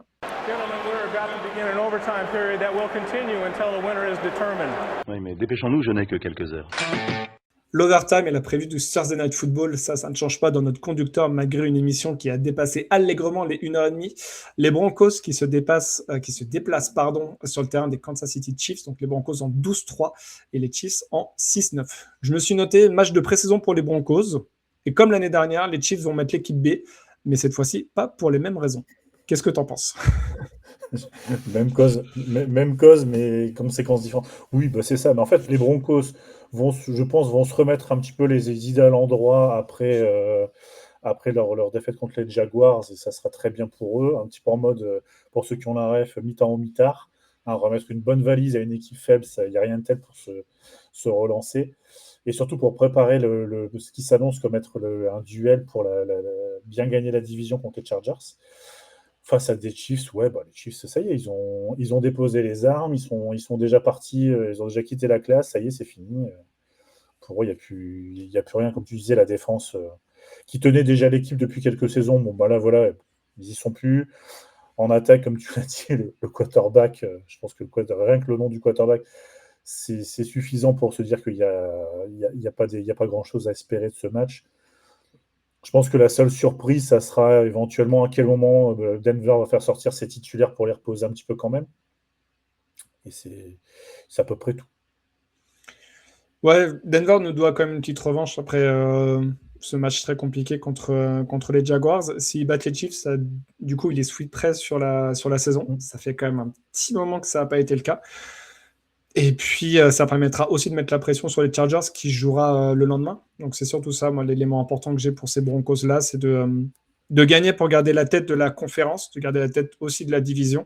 Et si les Chargers gagnent contre les Texans, ce qui est loin d'être fait, d'avoir un match final pour la division en week 18. Là, je peux dire que la NFL, à mon avis, le match il doit être en TBD. Et ils vont bien le déplacer pour le mettre en prime time, celui-là. Il y a des grandes chances. Mais effectivement, malheureusement, en début de saison, on aurait pu penser que c'était un match à enjeu pour la division. Là, vu les trajectoires assez opposées de ces deux équipes, on a des Broncos qui sont ultra favoris, même si c'est en déplacement sur le terrain des Chiefs, et des Chiefs qui ont déjà eu une saison. C'est déjà une saison très compliquée, et en plus, là, ils commencent vraiment à être très fortement impactés par les blessures. Je vois malheureusement un match à sens unique du côté des Broncos, malheureusement pour le spectacle, bien sûr, et puis se garder du coup ce match ultra important contre les Chargers. Les futurs Kansas Chiefs, et non plus les Kansas City Chiefs. Exactement, en 2030, puisque ça a été acté qu'ils vont quitter le Missouri pour aller à 30 km de là et se déplacer dans le Kansas et avoir un stade tout beau, tout neuf avec un toit qui leur permettra d'accueillir du Super Bowl. Money is money. On rappelle que les Hunt, les propriétaires, sont multimilliardaires. Mais non, faut faire payer les contribuables. C'est les propriétaires de Walmart, je crois, c'est ça ? Ou c'est Aucune celui idée. des Rams, je sais plus. Enfin bref, mais Je sais oui, plus, oui. c'est juste qu'ils ont beaucoup d'argent et qu'ils ont fait, qu'ils ont demandé de l'argent public pour financer le stade parce que ça coûte cher quand même un stade. Et on a une petite pensée pour les habitants du Missouri qui ont donc vu une deuxième franchise partir pour un nouveau stade. C'est ça, parce que Est-ce les que Rams l'État- est-ce initialement que étaient à cet Saint-Louis. État est rapace à ce point-là, ou est-ce que la NFL est un peu trop gourmande? Je vous laisserai juger, mais oui, bon, après c'était pour un petit peu étoffer autour de ce match. Ouais, tu l'as dit, les Broncos nous doivent quand même, je pense, 3/4 temps où ils remettent les points sur les i et eux-mêmes se remettent peut-être un peu les idées en place. Et puis après faire tourner sur le dernier quart-temps où il n'y aura plus grand-chose à jouer. Les Chiefs, je pense que c'est l'occasion pour certains joueurs du roster de se montrer, de dire bon bah coucou, pour l'année prochaine, ne me coupez pas. Je pense que je peux faire l'affaire. Mais comme tu disais, oui, ce sera l'équipe B et puis ça devrait potentiellement envie de plier et ça sera le match où les Chiefs vont accrocher les Broncos jusqu'à la dernière action, puisque c'est Exactement. toujours comme ça. Parce que c'est un match de division. Exactement, il y a toujours cette espèce d'aura étrange autour des matchs de division. Non, après, je pense que c'est relativement peu probable. Que les Chiefs résistent, je pense, mais je pense que les Broncos, voilà, ça finira par rouler quand même. Ouais, je suis assez d'accord. Du coup, pronostic de ton côté, Broncos, si j'ai bien compris. Ouais, Broncos. Broncos aussi. Parce que Ouais, celui qui met les Chiefs, faut avoir l'Allemagne à des sports, hein, quand même. C'est peut-être un hunt, hein, tu sais, un des proprios. Hein. Il mettra un petit peu d'argent qui, pour lui, n'est pas grand-chose. Il mettra l'argent public sur le pronostic, d'ailleurs. L'argent du stade. Il faut le rappeler. Voilà. Voilà pour ce très long épisode. Merci à toutes et à tous. Je vous rappelle, pas de live jeudi soir, parce qu'on aura encore le repas de Noël à digérer. Et puis, on a des matchs en plus à 19h et 20h30. Donc, on va vous laisser tranquille pour regarder ces matchs-là. On se retrouve du coup la semaine prochaine pour, je pense, le même format d'épisode, c'est-à-dire le rewind de la semaine 17 et la preview de la dernière semaine de saison régulière, donc la semaine 18. À voir comment ça va s'articuler, mais je pense qu'on va partir là-dessus malgré tout. N'hésitez pas à nous suivre un petit peu partout sur tous les réseaux, YouTube, Twitter, Instagram, X, Facebook, Twitch également, parce qu'on va revenir quand même sur des lives. Là, effectivement, le mois de décembre est un peu plus compliqué, mais dès le mois de janvier, on va revenir sur des lives pour parler un petit peu des playoffs et avoir quelques émissions également. On va avoir le Battle of the Rooks, dernière de la saison, début janvier. Il me semble que c'est le 8, si je ne dis pas de bêtises, si ça tombe un jeudi. Donc voilà, on va revenir tout frais après ces vacances qui sont loin d'être reposantes, bien sûr. En plus, la NFL ne nous aide pas en mettant des matchs le jeudi, le vendredi, le samedi, le dimanche, tout ce que tu veux. Mais voilà, on va s'en sortir et puis on arrive sur la fin de saison régulière, profitons-en. On a des équipes qui sont déjà en play-off, des équipes déjà en vacances. Mais comme je l'ai évoqué déjà, dans 2 semaines, pour certains, c'est fini. Et puis voilà, on va pouvoir se projeter bientôt sur les playoffs qui s'annoncent ultra intéressantes et extrêmement indécises. Et ça fait bien longtemps qu'on n'avait pas eu. Donc, on va pouvoir largement en profiter, je pense. On va avoir un très beau mois de janvier. Je l'espère. Merci à toutes et à tous. Merci à toi, Thibaut. J'en profite. Bonne fête de fin d'année. Merci, toi aussi. Merci, mais bonne fête de fin d'année à tout le monde. Et puis voilà, comme j'ai dit, on se retrouve la semaine prochaine. Et avant ça, semaine 17, et vive le football.